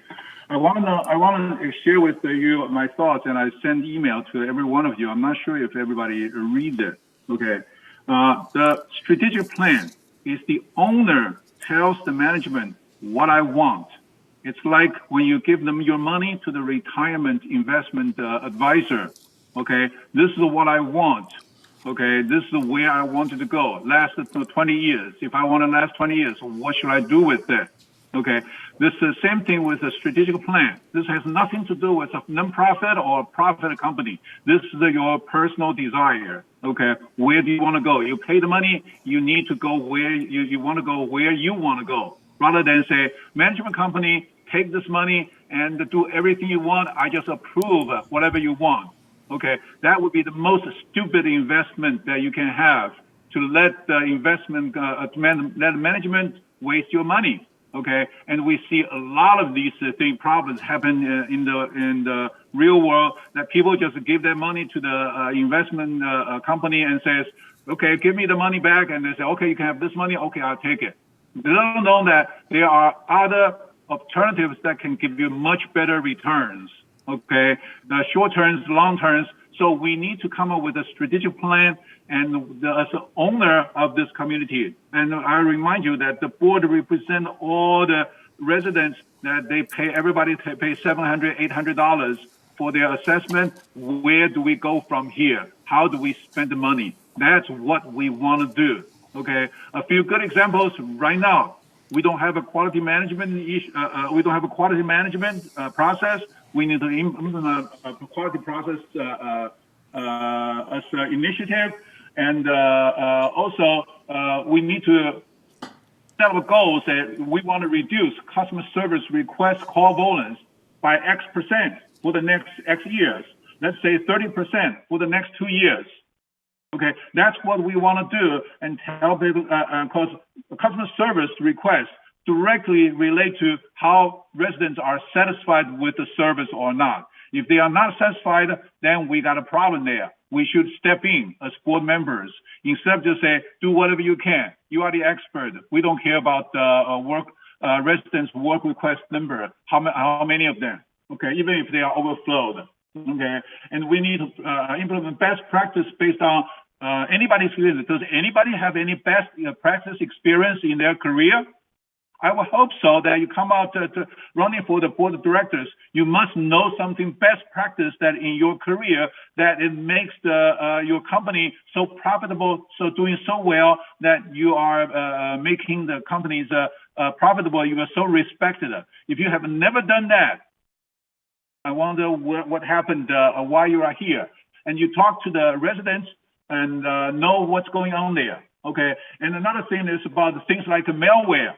There are things that we don't hear from VMS that are not best practice. We need to look into the best practice and say, ask all the questions based on your experience. Accounting people ask accounting questions, auditing people asking auditing people, And IT people asking IT people, if you're management, you need to ask issues and say, I've done things this way, and this is what I understand is the best practice in the industry. Are you doing the same thing? This has nothing to do with not-profit. Some board members insist that we are not-for-profit, so we don't do any of the things. We just leave the money to them and let them do their job. Okay, we trust the experts.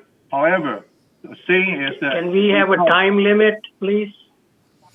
Well, I understand you probably don't want to listen to that. Okay? Director Torn, you've had 3 minutes now. Can you wrap it up? Okay. All right, and we also need to establish a vendor performance evaluation. Recently, I've identified that my gutter wasn't cleaned, but we paid the gutter cleaner. And what happened? Why aren't they cleaned? Because we don't check. We don't have staff to check them. So we've been ripped off of gutter clearance. Okay, and we want to also develop big data analysis. I'm not sure, have you anyone heard of big data analysis? It's very popular. Actually, it's been popular since 1970s. All right, Director Torn, thank you. You've had 4 minutes now. Director Akwakar.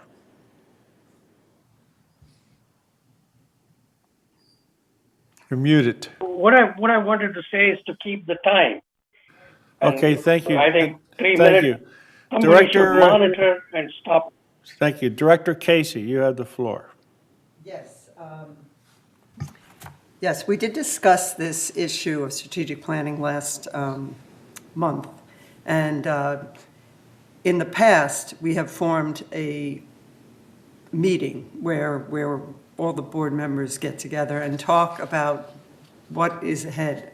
And so, that could be something we could do. And also, in the minutes from last time, Director Akakar made a motion to not form a strategic planning committee. And Director English seconded the motion. President Liberatore called the motion to a vote, and the motion passed unanimously. So it looks like it turned down the idea of the strategic planning, unless there's a typo, but I think I remember it that way. But so let's have a meeting where we all get together without staff and talk about what we want to do for the future. There's a lot of things we could do, so we could even have a luncheon, a meeting once a month, and just get together. But I don't think, it has to be an official, it could be a one-time thing like they did before. Anyway, thank you. Thank you, Director Casey. Director Ascari. What I heard is about strategic planning. I don't really get why directors, board of United, be against of the strategic planning. This is actually hurting. If we don't have a strategic planning, what we are going to do in future.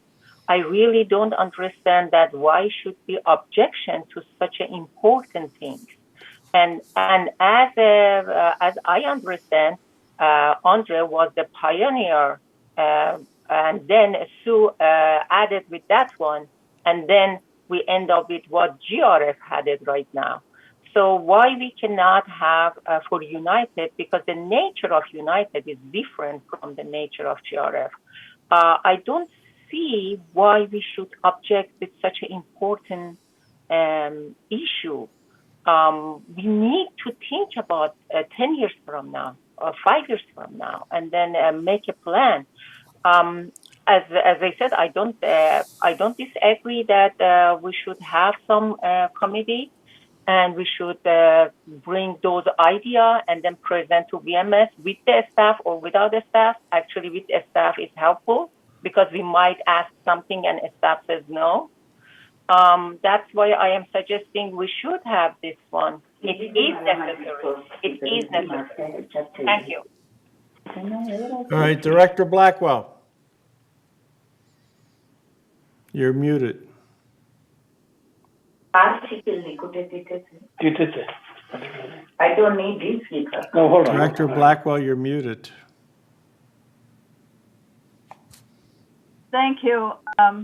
We did vote unanimously to have a day when all directors met together. All 11 directors' voices should be heard. That is what we want. That's what we voted for. We do not want to give over this decision to a committee. This is something that all directors should participate in. We should designate a section of a closed meeting.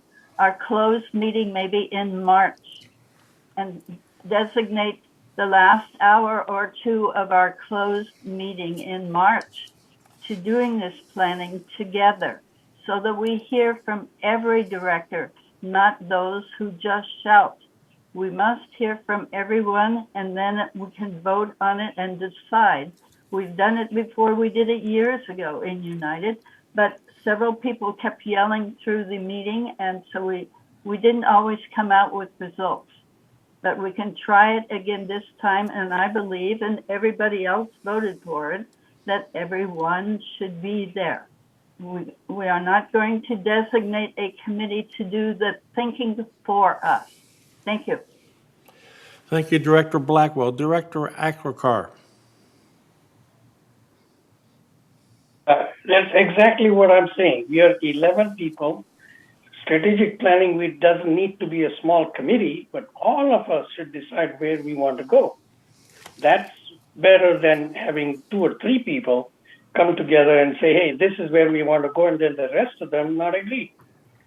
So that's why I was saying we don't need a separate strategic planning committee, but it's a strategic planning decision made by all the 11 directors is what I am looking for. Thank you, Director Akrakar. And that reminds me, if you get out your Robert's Rules book, look up informal consideration, and that's where the whole board gets to be a committee, and there's no limits on how to discussion. So that's what I hear you saying. And anyway, thank you, Director Akrakar. Okay. May I speak? My hand is up. Yeah, okay, Andre, but this is your second time now, and you had 4 minutes the last time. Okay. Okay. So what happened at this point is that we all understand that we need a strategic planning because we are the owners of the money. Okay. We need to show to our members that we are responsible for their money. That is our fiduciary responsibility. It is very important that we share this discussion with the members rather than a closed meeting. Because in closed meeting, I have to guarantee you, people will come up with the idea that has nothing to do with strategic planning. We want everybody to see who contributed. This is not a contract. This is our goal. Okay, the plan needs to be done later on, but we need to set up the goal and take care of if we have a security issue, we need to address that. If we have a compliance issue, if we have a landscape issue, we need to address that. We need to let the members know that we are focusing on them. Okay, rather than a closed meeting, we shut down all these ideas and we go with things that are not what the residents want. When we talk in the public, then residents will reflect their opinion and share that with us. Then we are doing our job. It is very important that this needs to be discussed in a separate meeting, maybe an open meeting, so we can share with them and people understand that we discussed this issue, we discussed that issue, this board member shared this kind of idea, that member shared that kind of idea. So that will help you re-election in the future if you are interested in that, and make them understand that we indeed work for them, not work for VMS. Thank you very much. Thank you, Director Torn. Again, let me refer you to the Robert's Rules book and look up informal consideration. Thank you. Director Lee, we haven't heard from you. Well, I think it's a good idea to have all the directors get together and have a meeting. And I think it should be closed meetings because it's an discussion among ourselves. Not only that, we are not working against VMS. Eventually, we are all working together. And it's not that we're here creating a police agency to see what they're doing wrong. And, you know, for residents to see every single bit of discussion at this point is too early. If we come up with some type of approach or some type of decision, then we can inform the residents. It's not the occasion where we show off how much we care for them, and that's really not the point. The point is we look after our future plans. And I know that the residents, it is for the best benefit of the residents, but at the beginning stage, I think we should just have informal discussion among directors and try to come up with some type of strategic plans that would benefit the residents. And at that time, we can inform them. But just to have a first meeting and open meeting in front of the residents, who's going to say what, and who's going to be for the residents, who's going to be for BMS, who's for against. And these things really don't matter because our goal is to come up with one decision that would benefit us all. Thank you very much. Thank you, Director Lee. Director English. You're muted. Okay, now I'm not muted anymore. I agree with Cash because strategic planning should be done at the GRF level, and we, United, should give them a couple of directives to go on their committee, but we should not have a committee ourselves. If we have a committee ourselves, I've calculated, it might not be accurate, but an estimate would be somewhere between $4,000 and $5,000 for a committee. And why would we be opening up another committee when we've had such fun with these last ones? We don't need this committee, is my argument. Thank you. Thank you, Director English. Director Blackwell. Thank you. Thank you. This is not a matter for resident input at this time. The residents voted for each one of us. We do the work for them according to our bylaws and according to the Davis-Sterling Act. And direction is not given by the members for strategic planning. It is given by the boards and the staff. So we should meet together as a board, all 11 of us, each one of us voted in, and we should have a discussion of this. And it should not be open to the members. We can give them the results of what we think are the most crucial things that we need to do. And that's certainly fine. But to have 6,323 members giving their suggestions, or even 50 members giving their suggestions, would make the thing too big. So we should accept our responsibility and act as a board. Thank you. Well, thank you. But again, in informal consideration, it allows the board to function as a committee. Now, let me hear from our attorney on this, Mr. Beaumont.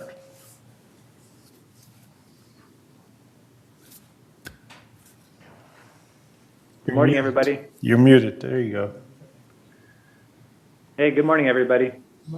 Good morning, Jeff. Typically, when an organization performs strategic planning, it's done by the board of directors. I've been involved representing communities for over 20 years, and many, especially large-scale communities, do strategic planning, if not on an annual basis, every other year, especially when there's staggered terms and new board members come in. Sometimes it's just a review of the prior year's planning, just so everybody understands the direction the board wants to go and to make any adjustments on an annual basis. And it's typically done by the board because the board is supposed to be in a policy-making position, high level, not in the weeds, not in the trenches with management on the day-to-day affairs, but high level planning for the organization's goals and setting goals that will be met at certain times with certain benchmarks, and then implement certain reporting requirements, and then that's funneled down to management to follow, and that's done through the board through a strategic planning session. Now, can the board create a committee to do that? Sure, but I recommend, and it's more standard, that the board does it itself. Thank you, Jeff. Andre, you have your hand up again.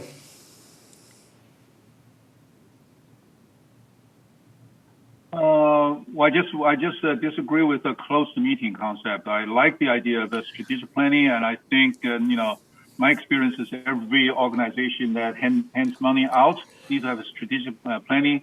Even in your family, if you hand money out, you don't say, hey, I'm just going to make the decision. Okay, you talk to wife, you talk to children, and say, hey, I'm going to make this decision, making this adjustment. Can you any ideas? It's not just to say, I'm going to follow your idea, everyone's idea. That's impossible. Okay, but at least they are informed that we made these ideas, made these suggestions. So may I suggest that if we want to have a closed meeting, we need to have all the ideas proposed with board director's name and what's the argument, talk about it, and share with everybody, okay, with the members, because it is very important that we don't want members come back and accuse us, and you never thought about this, you never thought about that. You should consider this way, consider that way. And we say, yeah, we did that.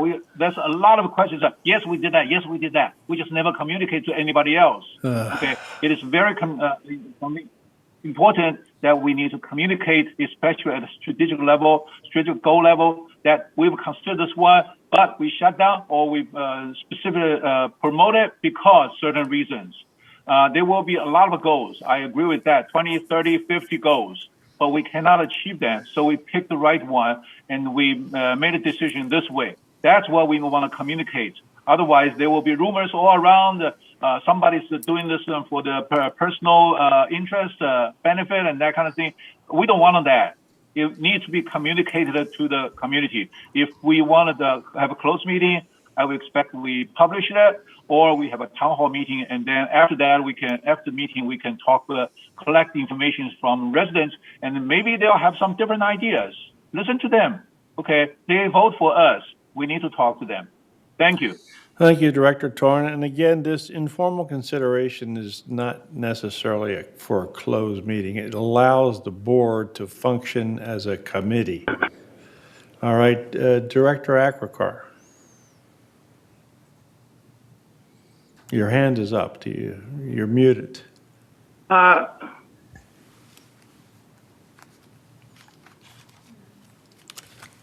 You're muted, sir.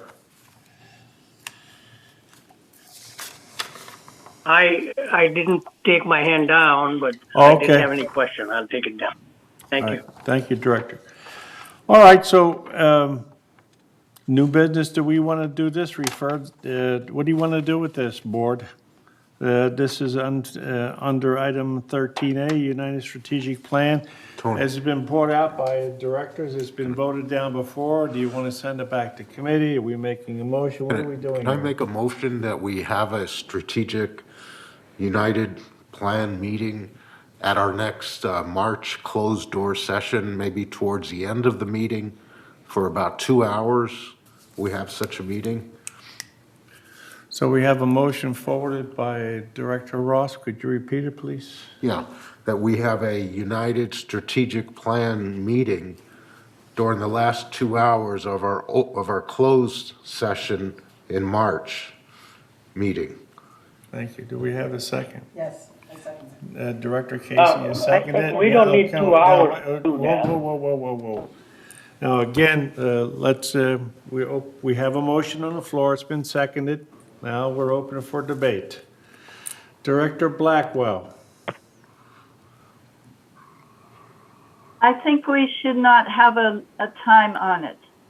We just have that on our next closed session. It should be on the agenda, preferably near the end of the agenda of our closed session. Just start it then, and if we don't go for 2 hours, fine. If we go for 3 and want to keep staying, we can. But we just plan it for the closed session at a certain time or as soon as we're finished with the agenda. Thank you. Thank you, Director. I move to amend the motion to remove the time. You're amending. Second. You're amending the motion to revoke the time. So now we have to deal with that. All in favor? Will you state your amendment, please? Your amendment to the amendment. My amendment to the amendment is to remove the time limit for 2 hours. Remove those words. All in favor, do we have a second on the amendment? We have a second by second. Director Casey. Let's, we want to discuss this, removing the time limit. This is the amendment. Director Torn. Thank you, Chair. Okay, I just want to share with you my experience. No, we're voting on the my amendment to the experience. amendment now. Are you in favor of it? You're Yes. for it or against it? Let me explain to you first. Okay. My experience, it usually was a 3-day retreat to talk about strategic plan. Okay. After the close meeting, today we're going to finish at 3 o'clock. Okay, 4 o'clock, and after that if we talk about it, we are exhausted. We're trying to get out of the meeting. We'll do anything to get out of the meeting, as some board director has demonstrated that. Okay, so what we need to do is really come up with a separate time. Okay, I won't know for this one. I don't know where you got experience that a strategic plan can be done in a short period of time after 3 o'clock. All right, that's really a retreat project. It's usually we go to a separate place, we talk about the issue. If we want to go online, that's fine. Okay, thank you very much. I just share with you my experience. Thank you. Director Cash Akrikar. We're voting on the amendment to do away with the time limit.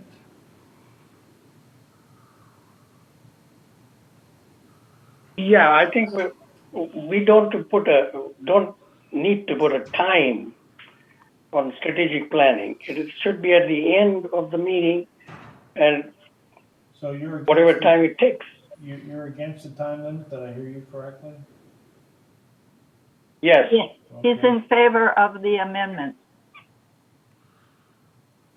Which, okay, Director Ascari, are you for this, to do away with this 2-hour limit or not? Mr. President, please notice that you're putting such important things at the end of the committee. Normally, right now is 12 o'clock. And then after that, we have closed. We are not even finished. We are at number 14. And March is going to be the same. Can we be realistic? We are all tired at 4 o'clock or 5, sometimes 4. Last was 4:30 when the meeting is done. Who wants to stay again until 7 o'clock and discuss? Can we arrange another by Zoom? Everybody can be their home, and we are like this. We are going to talk to each other and discuss, but in a fresh mind. Director Ascari, if we stay on point, we can get this over. Right now, we're doing an amendment to the amendment. Are you for it or are you against it? Well, I want to make amendment to the amendment that we make another day, not at the end. Please you only have one we'll amendment. all be exhausted by 4 o'clock. Are you for this or against it? I am against the time. I am against. All right, so you're against you're voting. You don't want the 2-hour limit. All right. Anybody else? No, I don't want to be at the end of the meeting. I want to be separate day. A separate day. Make it 1 hour. All right. Well, we're not. Don't you understand? We're not voting on that. We're voting on an amendment to the amendment. We wanted to have a strategic meeting, and then somebody amended it to do away with the 2-hour time limit. That's what we're considering right now. And the vote right now is to... You're talking about at the end of the session on March. Can I finish my sentence? I am the only one when I am talking that nobody let me. What's the point? We are here to talk. You are talking about and at the end of the March closed meeting. That means you're talking about 4 o'clock or 4:30 on the March. And we are from 9:30 on this. So please understand this is not realistic. Why? If we cannot see that one, what kind of a strategy we can have for the community? We cannot even see this one. I am saying please change the date. Please change the date to another day without be tired after 6-7 hours be here. Thank you. All right, so are we ready for the vote? And I believe we're voting to do away the amendment to do away with the 2-hour limitation on this strategic planning. Can we have a vote, please? One call, a roll call vote? Yes, we'll do a roll call vote. What is the date? Can you read it? What is the date? Still March. At the March meeting, the next March closed session meeting. But right now we're voting on the amendment to the amendment. Right now, it's just the amendment to the amendment, to the The time motion. limit, the time limit. You vote one first, and then you go back to the other. Okay, Director Torn. Well, let's repeat the amendment so everybody knows what it is. We're trying to do away with the time limit of 2 hours, right? Yes, correct. Yes or no? Director Torn? I will abstain and vote no later. Director Asgari? I don't want to be at the end of the You're out of order. last meeting. We're out of order. We're voting now. No. We're not giving sermons. Okay. Director Libertor? Yes. Director Lee?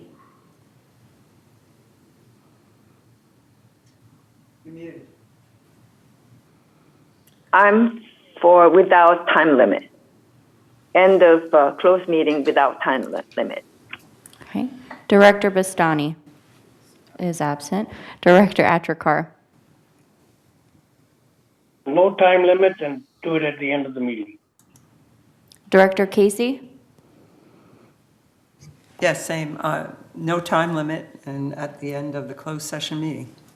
Director English? No for, no for everything as far as I'm concerned. No strategic planning even. Director Blackwell? Yes. Director Donnie? No, no. And Director Ross? Yes.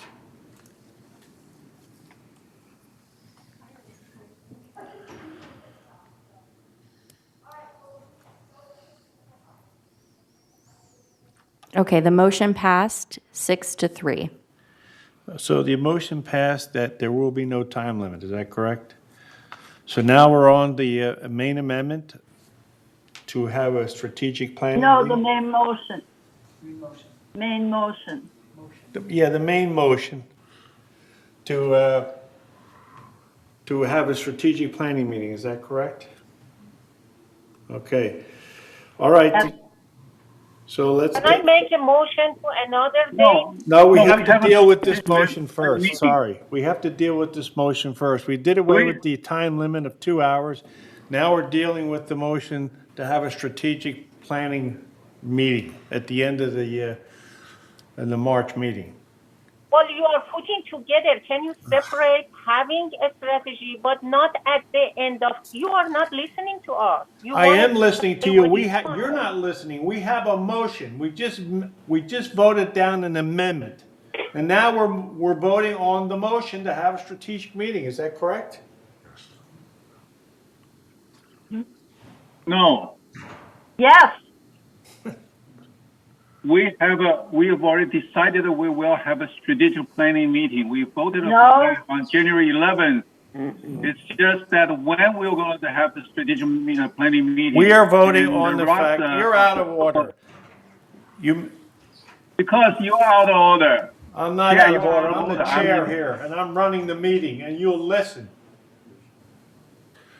We had a motion on the floor to have a strategic meeting at the end of the March session. And then somebody put an amendment to the motion to make a 2-hour limit. We defeated that. Now we're back to the original amendment or motion. You have no How we can, Mr. President, change the date? Can we make a new amendment? Can we vote on the motion first? Can we vote on this? Can we follow procedure? We just did away with the amendment. Now the amendment to the motion has been defeated. Now we have the motion. Vote it down if you don't like it. It's legal to have another amendment at this point. Date. The date is important. It's legal to have Higher. another amendment. Director Read Casey. the Roberts rule. Director Casey. Yes, now this is to have one meeting that's coming up in March, and we're just voting for it. I don't even know if we have to really have a vote like this, because we're just choosing to have a meeting in March at the end of the closed session to start any kind of strategic planning we want to do. It doesn't have to be the only strategic planning for the whole board. It could be a series. We might have another one again in a couple of months. You know, so it's just a start, and, you know, I think the best We thing are is to have it. at 4:30. Listen. Can you get it? Listen, wait a minute. I have the floor. So we are going to do it in a closed session, because then we can come back and talk about, you know, what we've decided or what we want to do. You know, so this is a good thing. It's a good thing, but you see, we can't always have all these arguments and grandstanding to get, you know, attention. We just need to conduct business. Have you conducted business before? We need to conduct business. So anyway, that's what I'm saying. So let's vote. All right, I think we're ready for the vote on the amendment. And Lenny, do you want to put your amendment again? Amendment is to have a United Strategic Plan meeting at the end of our March closed-door meeting next month. All right, let's take a roll call vote. May I make a clearer statement on that, better statement on that?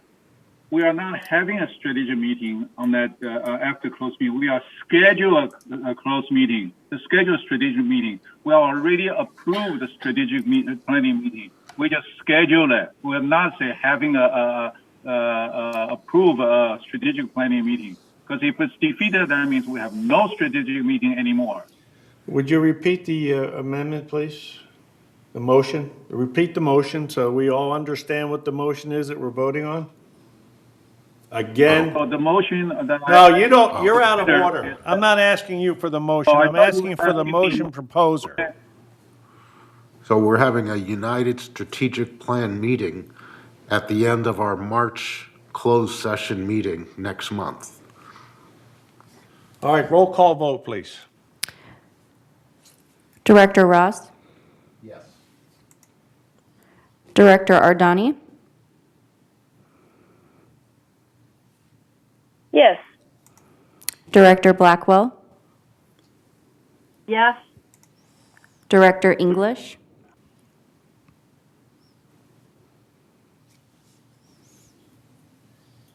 Director English, I think you're muted.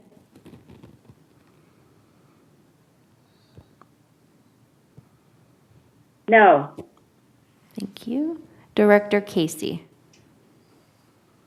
Yes. Director Atrakar? Yes, and after this, we are going to patch English's home for the whiskey or whatever, champagne in the back. Director Lee? Yes. Director Liberator? Yes. Director Asgari? Not at that end, no. And Director Torn? Assuming that what they the amendments have. Yes or no? Is have means I'm interpreting in a different. I have a different interpretation. Okay. Yes, Please no, or don't abstain. Just Yes, interpret no, or it one way or abstain. the other. Yes or no? Come on, let's get done with it. If it's a scheduled meeting on that day, yes, I approve. If it's having a meeting Thank you, or Director no, Torn. not having a meeting at all, then I say no.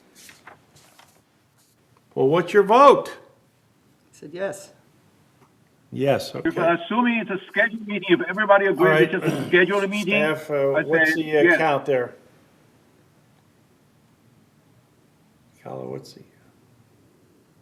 Motion passed 8-2. All right, the motion passed. And the motion is to have a strategic planning meeting after our March closed session meeting. And I have one question. Jeff Beaumont, Are we abusing this closed session stuff with this? This is just a plan, right? There's no money, there's no award to contract. For purposes of conducting a strategic planning meeting, Yeah, does that qualify Is that for a closed session? yes, it absolutely does. It doesn't have to be done in closed, but more often than not, strategic planning is done in closed because through that planning, you're discussing many topics that fall within the executive session categories, like personnel matters, staffing, contracts, negotiations, legal matters. Typically, I participate at least in a portion of it. So it's definitely appropriate. It doesn't have to be, but it more often than not is. Yeah, because David Sterling uses the word may, if I remember correctly. Anyway, okay, let's move on. That is correct. Okay, may I ask? You're out of order. Are we? You're May out of I? order. We're done. The motion is passed.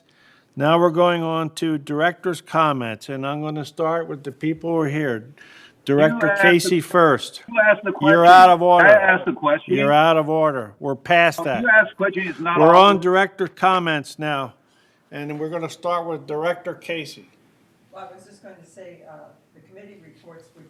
Put your mic. This is directors, okay, directors. Yeah. My comment is, we're getting a little bit better. I mean, you know, anybody who watches our board meeting, they're very disturbed. So we're getting a little bit better. We have to conduct business correctly, you know, not all this off track. So anyway, that's my comment. Thank you.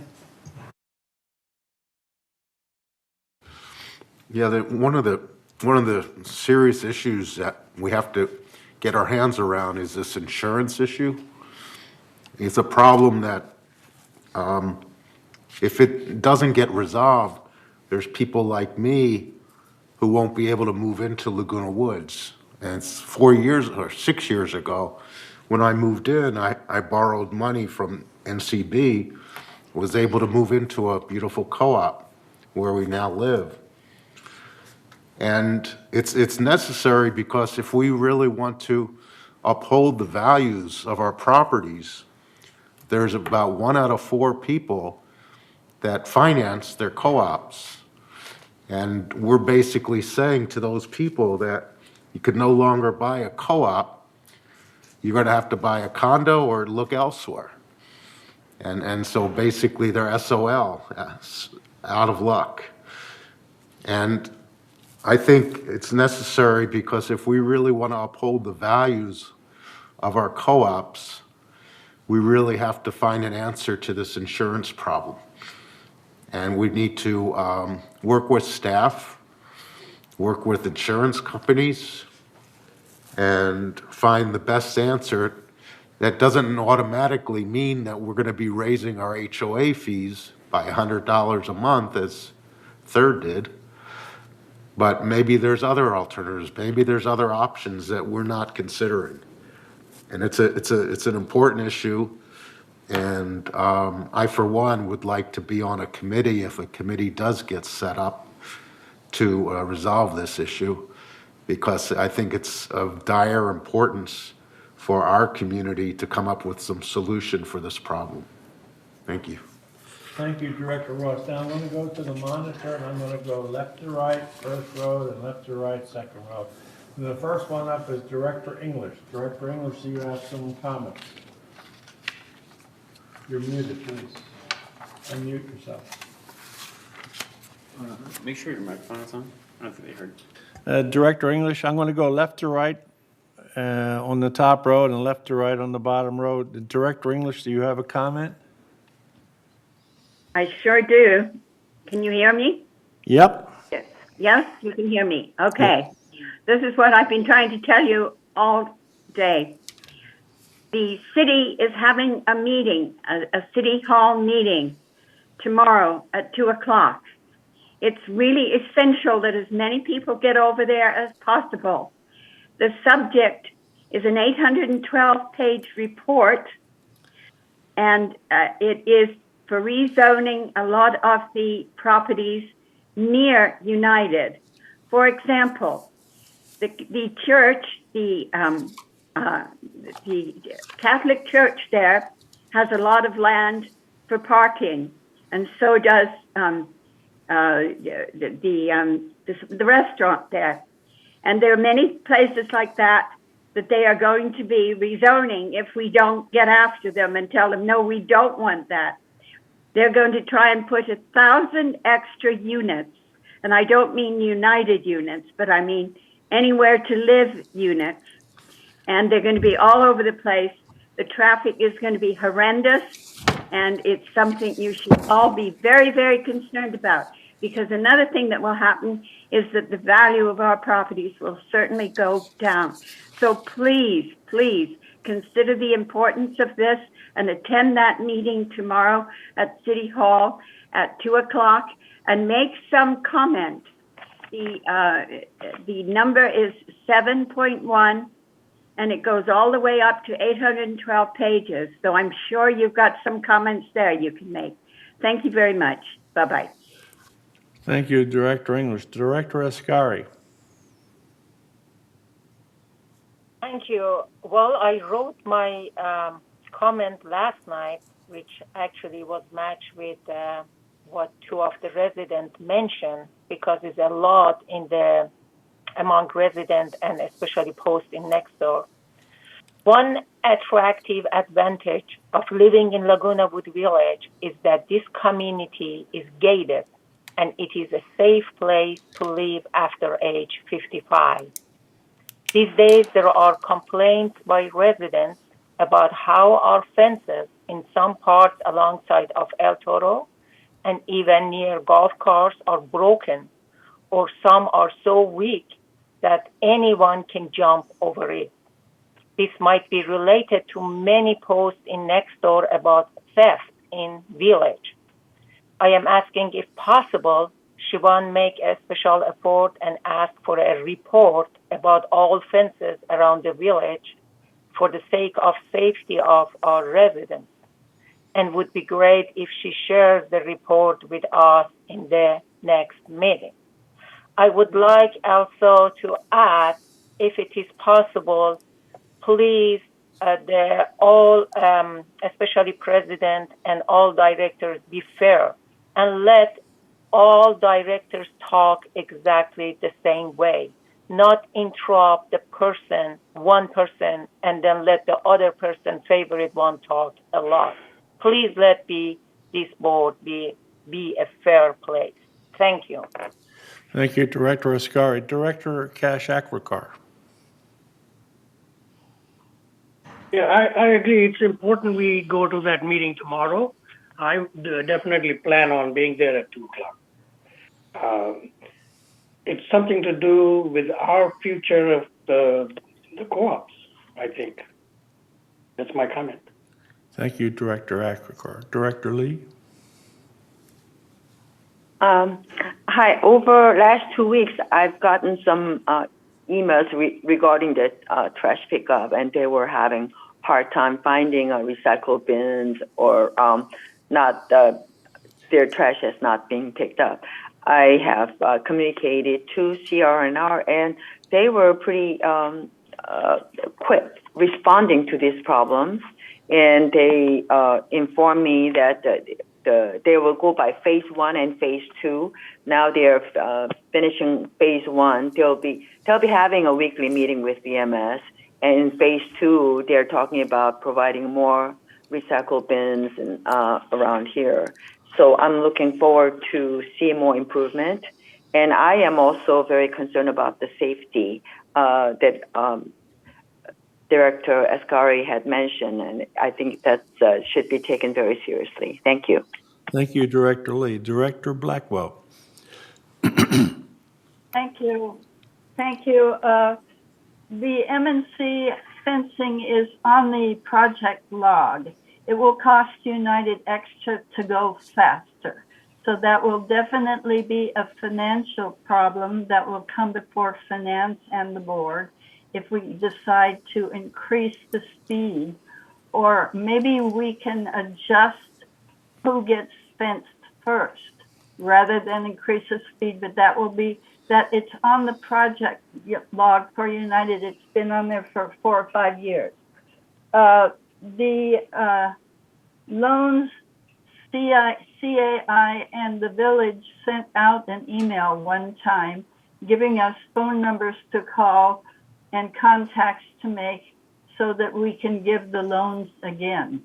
We can't make any decisions for United for or against that because we have to always stand in first place.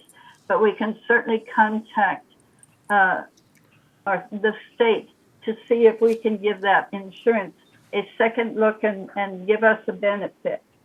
And the third point is, I was really disappointed today to hear that agreement with staff is most stupid. And if you agree with staff, you are a rubber stamp. I think both of those are not accurate. They're spoken to add weight and emotion to the argument, but slandering staff and saying you're stupid or a rubber stamp if you agree with that is bizarre, because we hire the very best people we can with the very best qualifications.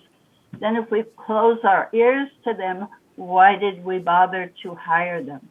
They are an excellent group, but we should never refrain from a question, but don't slander staff. Thank you. Thank you, Director Blackwell. Director Ardani. Thank you for the great meeting. I had a question about the trash can that Director Lee just answered my question. Thank you so much, Director Lee. Thank you, Director Ardani. Thank you. Director Torn.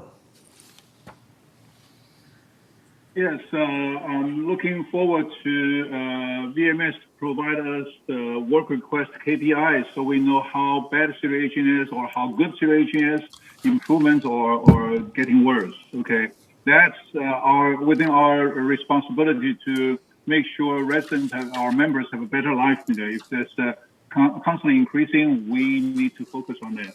The second thing is about the fence priority.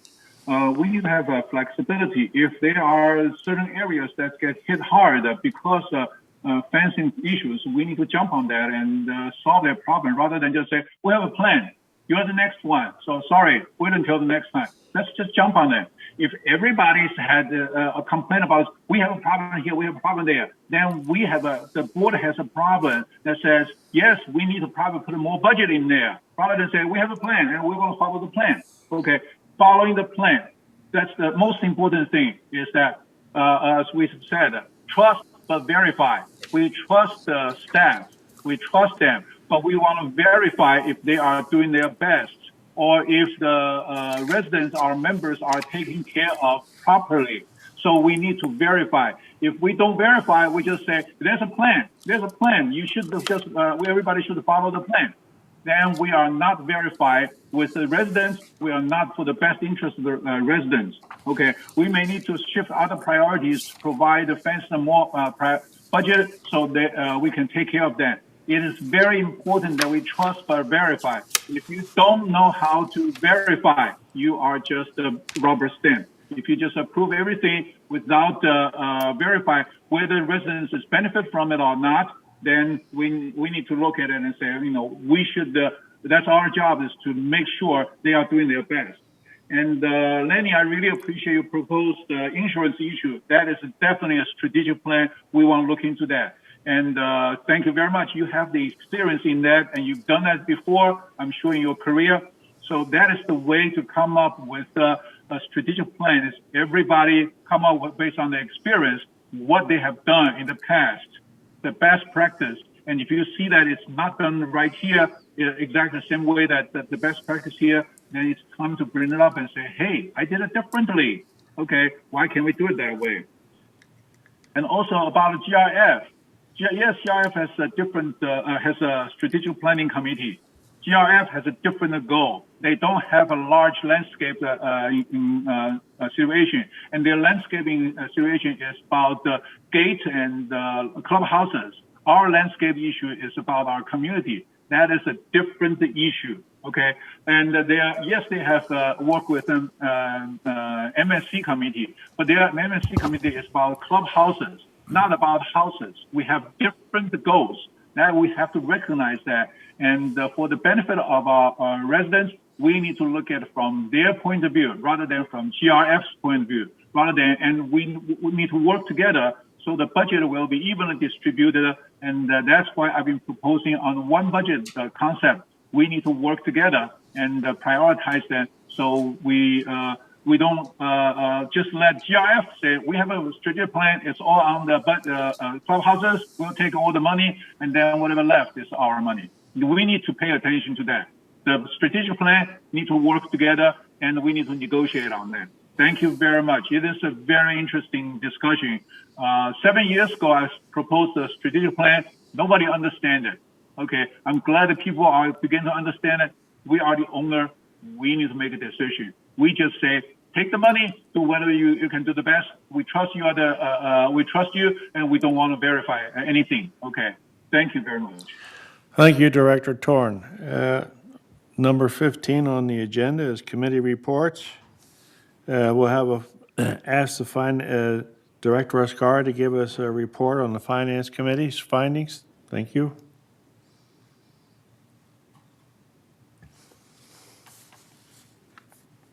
Thank you.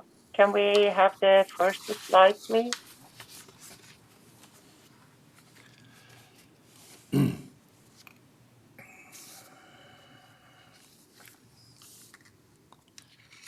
Thank you.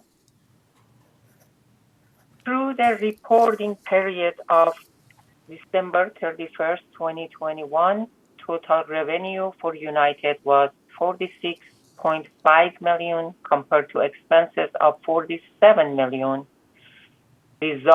resulting in net expense $483,000. So basically we end up with negative. And in slide 2, please.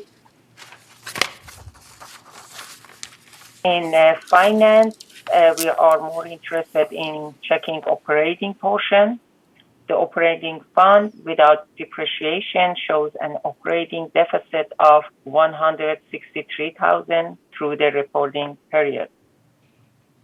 This chart shows how much of our revenue went to operation, with $21.5 million coming out of assessment and $1.5 million coming from non-assessment revenue.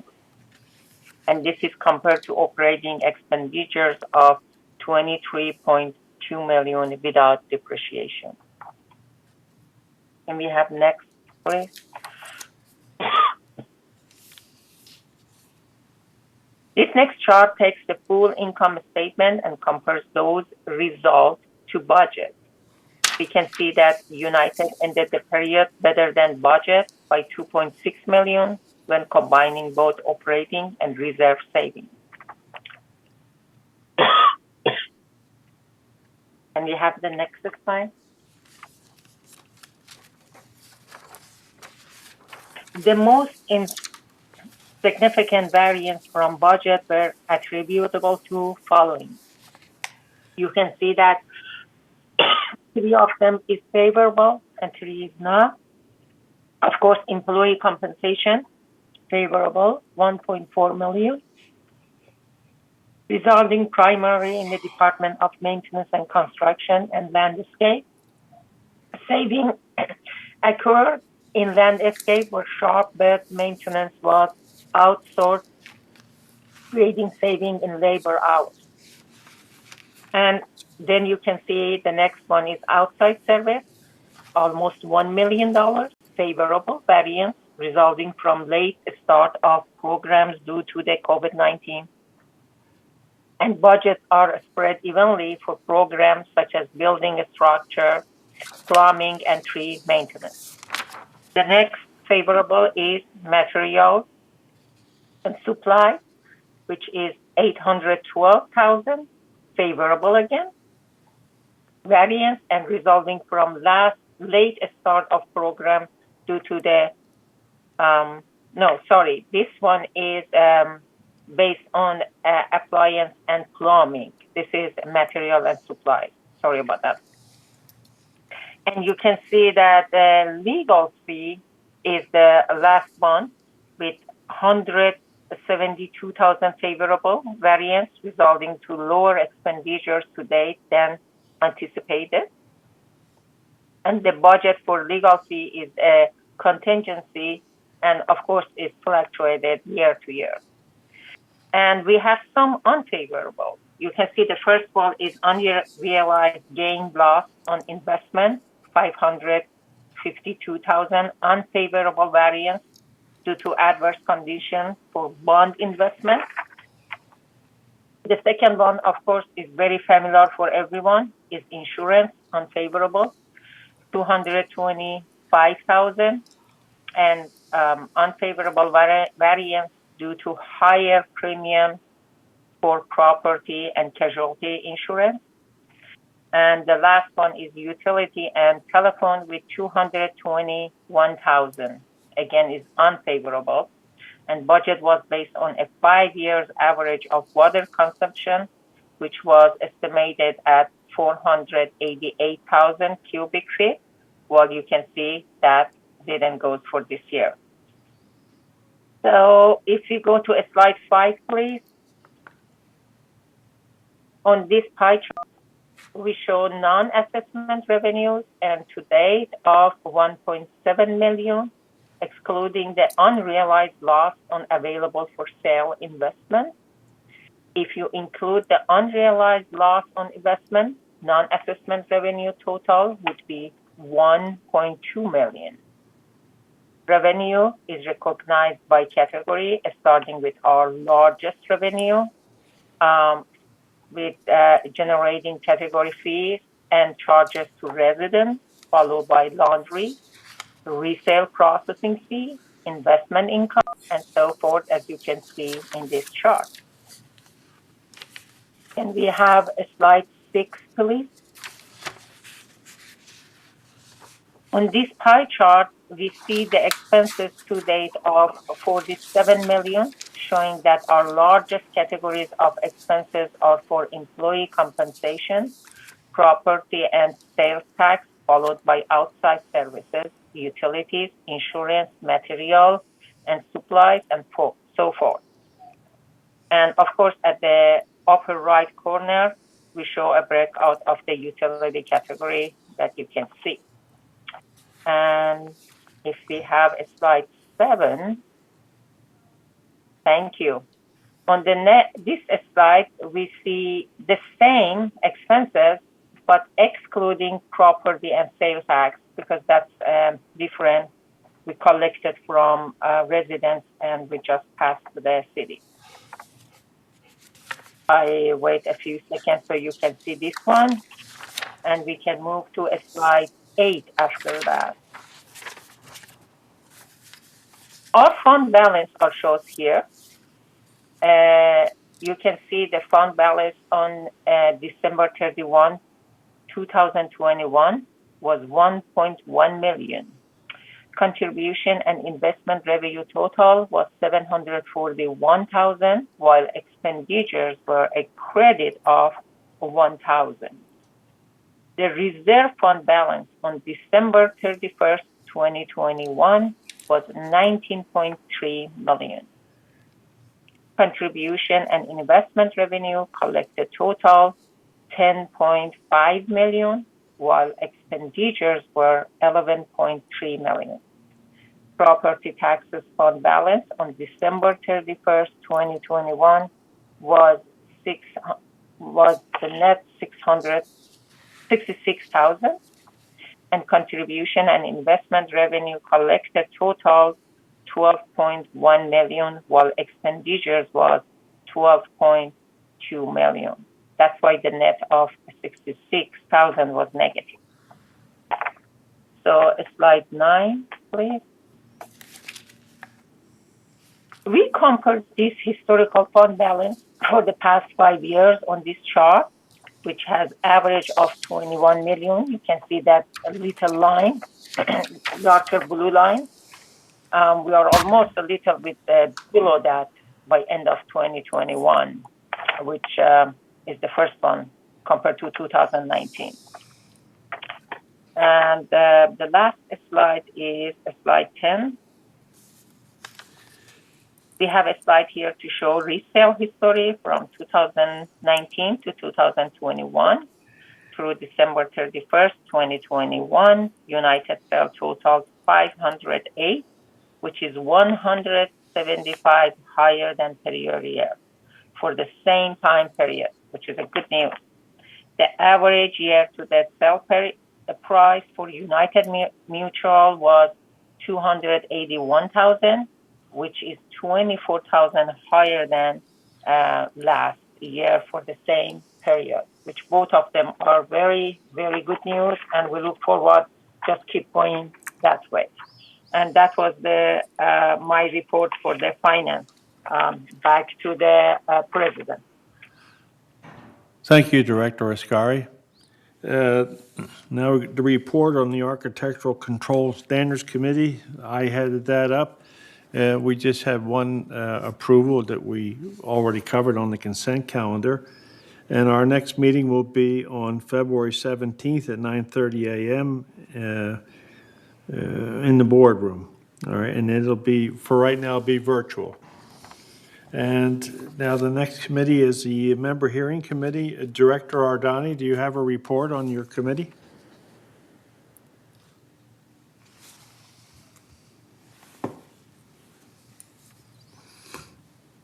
Yes, Director Tony. We had a meeting on January 27th at 9 o'clock. We had a few residents. We have the virtual meeting actually, and we take care of them, and everything's fine now. And the next meeting is going to be February 24th, I think, at 9 o'clock, and it should be a virtual one. Thank you, Director Ardani. A report from the Governing Documents Committee, Review Committee, Director Blackwell. Yes, okay. We had a meeting January 20th, and we discussed the ways to transfer membership. Basically, when we were formed in 1975, you could transfer membership only if somebody died or if you wanted to sell the property. Well, there are a whole lot of ways that people transfer membership now that don't require an escrow. And so we want the way to be paid easier and with some good documents that Jeff Beaumont will work on to help when we want to transfer membership to and from a trust or add members to a trust, or if you want to add a spouse or delete a spouse to the membership. All of those don't need to go through escrow. So we're asking for Jeff to help us out with some good paperwork so that they will have something to show that they indeed are a member, and they won't have to go through escrow to do it, because it isn't really a definite change of membership. It's a transfer to related people and so on. So that will be good. February 17th is our next meeting. Sorry, Director Blackwell, can you describe a little bit what qualification that person remaining the certification should have? For example, if they wanted to transfer it to the kids, or if one of the spouse is going to be deleted from the certification, the other spouse, what qualification? Do we requalify them, or it's okay? It's just remove the name? Well, sometimes the new people have to be qualified in some ways, but they don't need the full qualification. They don't need to go through all the steps. If they're the heir, it's a certain way. If they're adding a spouse, it doesn't require too much, and so on. And so Jeff needs to straighten all that out for us to make it clear what has to be done for each, so that it isn't a big question, and so that we have it in our governing documents, so that those people can show their membership, so that they can get a personal loan. That's where people can get personal loans, is if you can show you have a membership. Since we don't have title to the property, it's important for title. The title needs to be changed when people die and when people's spouses divorce and marry and they want the title on it. All of the title business has to be clear. And right now, we're doing it, but we don't have a distinctly clear paperwork for them to show and to prove that they have this right or they don't. So that's why we're asking Jeff to make our documents clear for that, to make it easier for those people to move ahead with their lives. Thank you. Thank you so much. All right. Let's get a report from the Landscape Committee, Director Casey. Yes, last month we did not meet, and we will be meeting on February 10th. And I just want to encourage, all the members to, send a message, come to the meeting. I mean, if we're allowed to at that point, but, let us know what's going on so, we can direct the staff and things like that. So the next meeting, February 10th at 9:30. Thank you. Thank you, Director Casey. A report from the Maintenance and Construction Committee, Director English. Yes, we had a meeting on December the 29th, and the next meeting is going to be February the 9th, 2022. And we discussed such things as the situation with the garbage. Everybody's concerned about that, how it's moving along, and the electricity in United. Thank you. Thank you, Director English. Now, Director Lee, can you give us a report on the Resident Advisory Committee? In February, we did not have the meeting, in January, and we will not have a meeting in February. Next meeting is scheduled for the 10th of March. And I hope by then we can have, we can open the facility up so that they can come and attend the advisory meeting. Thank you. Thank you, Director Lee. Now let's move on to item number 16 on our agenda, which is the GRF Committee highlights. And the report of the GRF Finance Committee. Director Ascari, do you have anything to share with us from that committee? Yes, we didn't have a normal finance meeting for GRF in February. However, there was a special meeting, and in that meeting, they discussed about this proposal of the cloud-based enterprise resource planning system for up to $4 million over the period year of the 2.5 years, which is coming. And that was basically the main things for that special meeting. So it wasn't a normal meeting. Yes, it's going to cost $4 million for residents for this moving cloud to the cloud base. The next meeting is at 1:30 p.m. in the on February. Thank you, Director Ascari. Thank you, February 16th. Okay. Thank you. Okay. Report of GRF Strategic Planning Committee. Director Torn, do you have a report from that committee? No, I have a question about the IT, the expenditure for the IT, the selection of the HOA software implementation. I think it's way over excessive, the amount. My experience in the past is that it's no bigger than $1 million. I don't know why we have $4 million. And this company doesn't, I don't know what their ERP implementation experience is. I don't remember and also Microsoft they don't target at HOA level. This is a much bigger than excuse me, can I answer that one? Andre, we have a meeting. You can come to that one. That is the February 11th is the meeting about that. And I think all directors are invited there. And that's the time that I think we should discuss. Okay. Thank you. All right, I'll do that. And there are several procedures left out in the whole process. Okay, I'm afraid this is a waste of money at this point. Thank you. All right, so they have another meeting, I believe, scheduled on March 7th. Is that correct? At 9 a.m.? Okay, moving on to report of the Community Activity Committee with Director Blackwell. Yes, we met January 13th, and we talked about recreation facilities. You still must wear a mask if we're inside, and we ask people to be polite to staff who try to encourage them to do that. We're a little low on staff still, so we can't open the clubhouses as much as we would like because we don't have the staff to set up the rooms or to run the office. But they're working on that as fast as they can.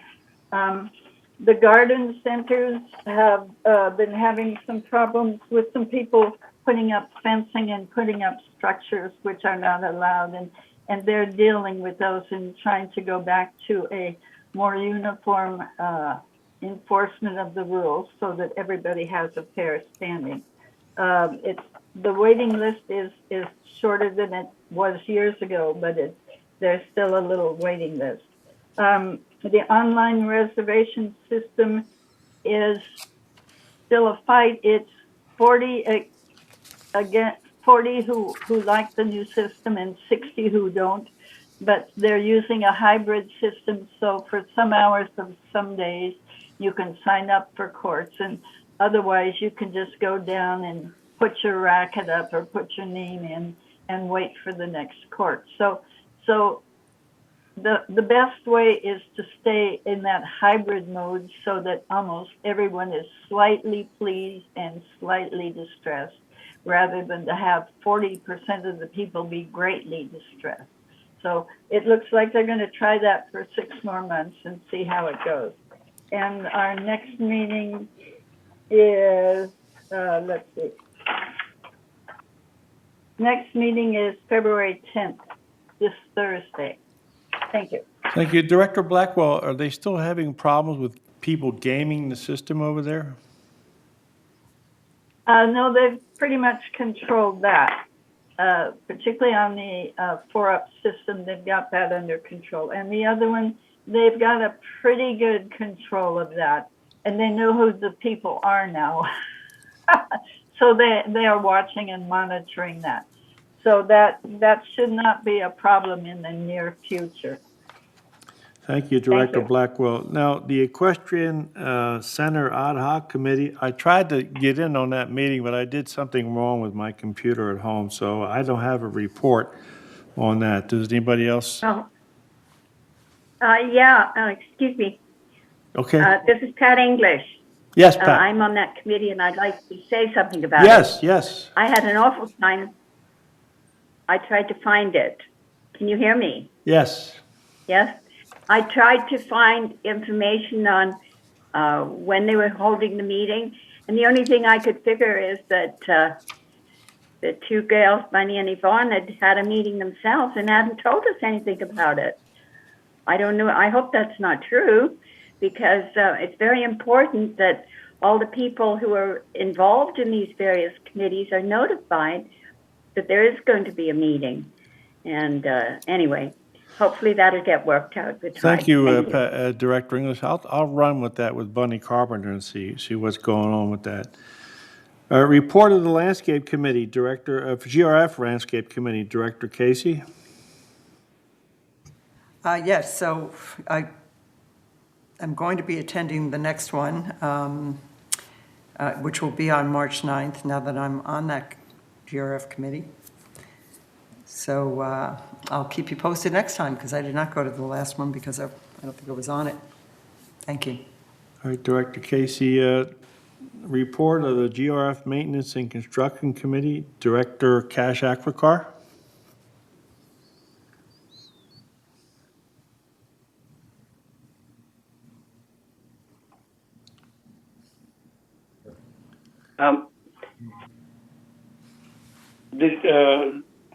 The meeting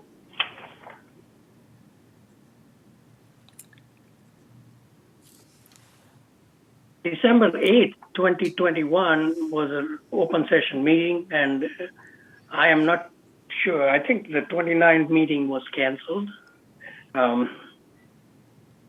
The discussion items were Southern California charge ready application status, moving of the bus benches to improve pedestrian movement, resident services space plan, PowerPoint presentation was made, and a building E feasibility study was shown, and a golf driving range turf discussion was done.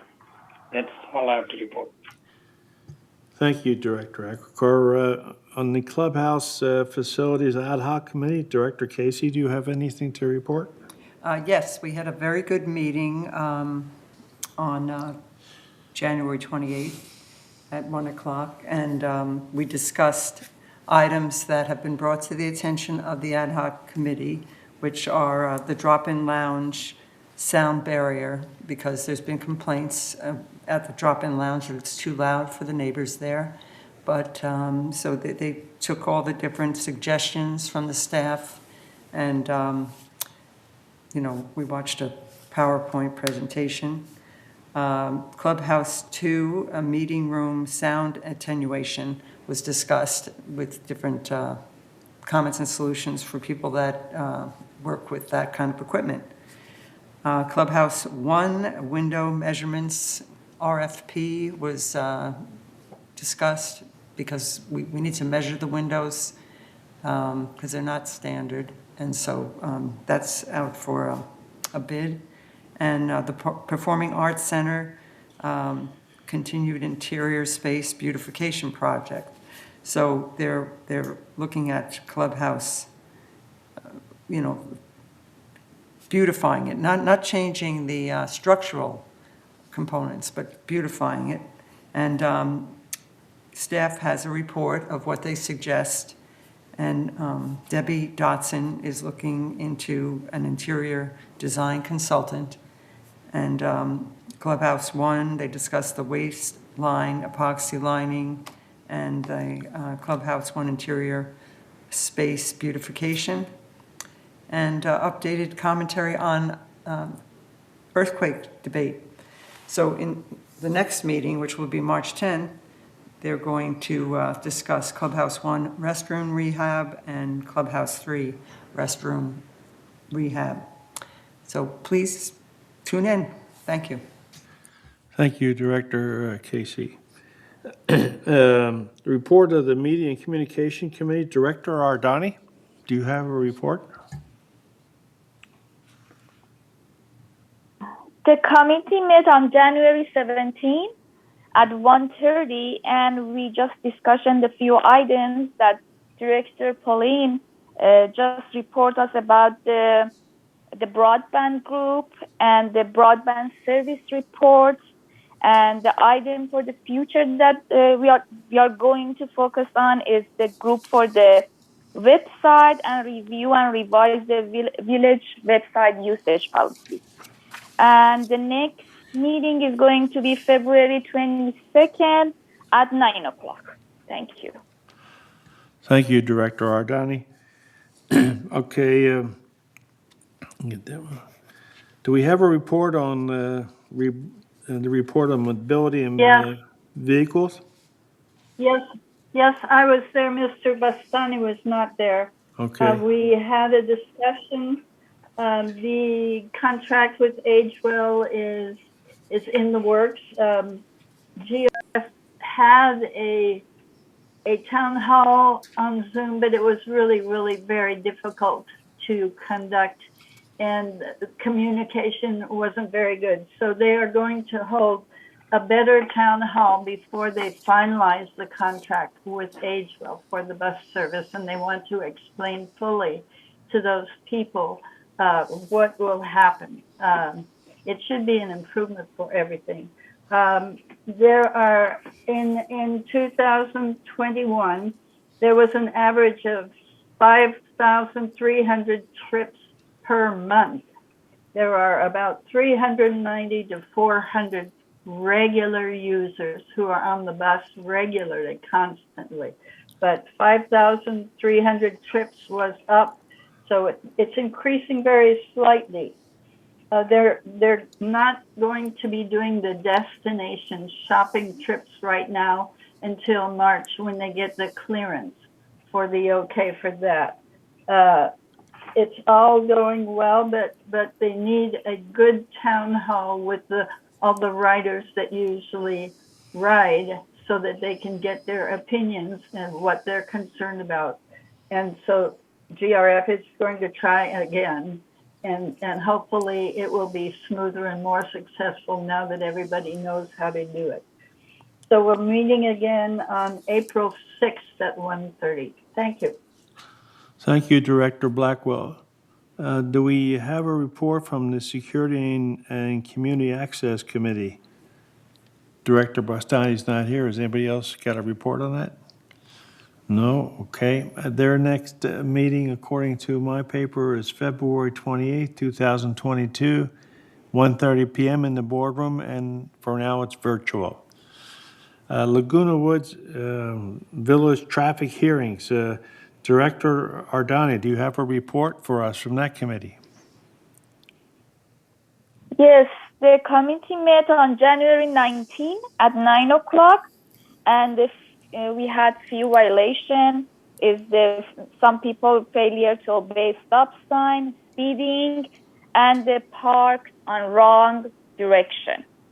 And the next meeting is going to be February 16 at 9 o'clock. Thank you. Thank you, Director Ardani. A report from the Disaster Preparedness Task Force, Director Casey. Well, we met on the January 25th, and we're meeting on March 29th at 9:30. And we're looking for building captains or good neighbor captains. One of the things that was brought up is that training, you get some training as to where certain things in the building are, like the water shut off or different things that could be helpful. So it's nice to have somebody who's aware and that can tell their other neighbors about it. So could be a fun group. So to be involved and get to know your neighbors. Thank you. Thank you, Director Casey. And the last committee report, Information Technology Advisory Committee. Director Casey, do you have something to share with us for that? Yes. So we've been meeting every Friday, and we're going to have a corporate meeting on the 11th to go over what's going to happen with the ERP system and the people we'll be working with, which we have been working with in the past. They've helped us a lot during the malware and also in the earlier installation of software. There's a lot of savings. Like, it might seem like a lot, 4 million, but there's other things that are going to be operating savings because we have a lot of licenses that we have to purchase for all these different programs, and now we're going to have one system. Of course, like maybe there's some things like golf, that has a different system, but mostly all of the resident services and things will go through one system. So it would be great. There's going to be a great presentation. So it's for the board members. So all the board members. So please come. Thank you, Director Casey. Now, at the end of the committee reports, number 17, future agenda items. Do we have any comments from directors on future agenda items? We don't have to vote on them now. Yes. Director Blackwell. We should hear yes, thank you. We should hear the clutter policy for the second time, like we agreed we were supposed to do it this month, but we forgot to put it on. So we need the second hearing of it, and that will be on the regular agenda in March, please. Thank you. Staff, did you pick that up? A second hearing? Yes, it's on 5B of page 7 of 10 of the minutes of the last meeting. So it was supposed to be set for today, but we didn't remember it. And so we'll move it to March. And then the board will get a chance to rehear it and reconsider it and make the final vote on that. Thank you for that, Director Blackwell. Are there any other comments from directors on future agenda items? If not, then this meeting, this session will stand in recess. And since I'm diabetic, I need to get some food. We'll reconvene the closed session at 1:30. Thank you.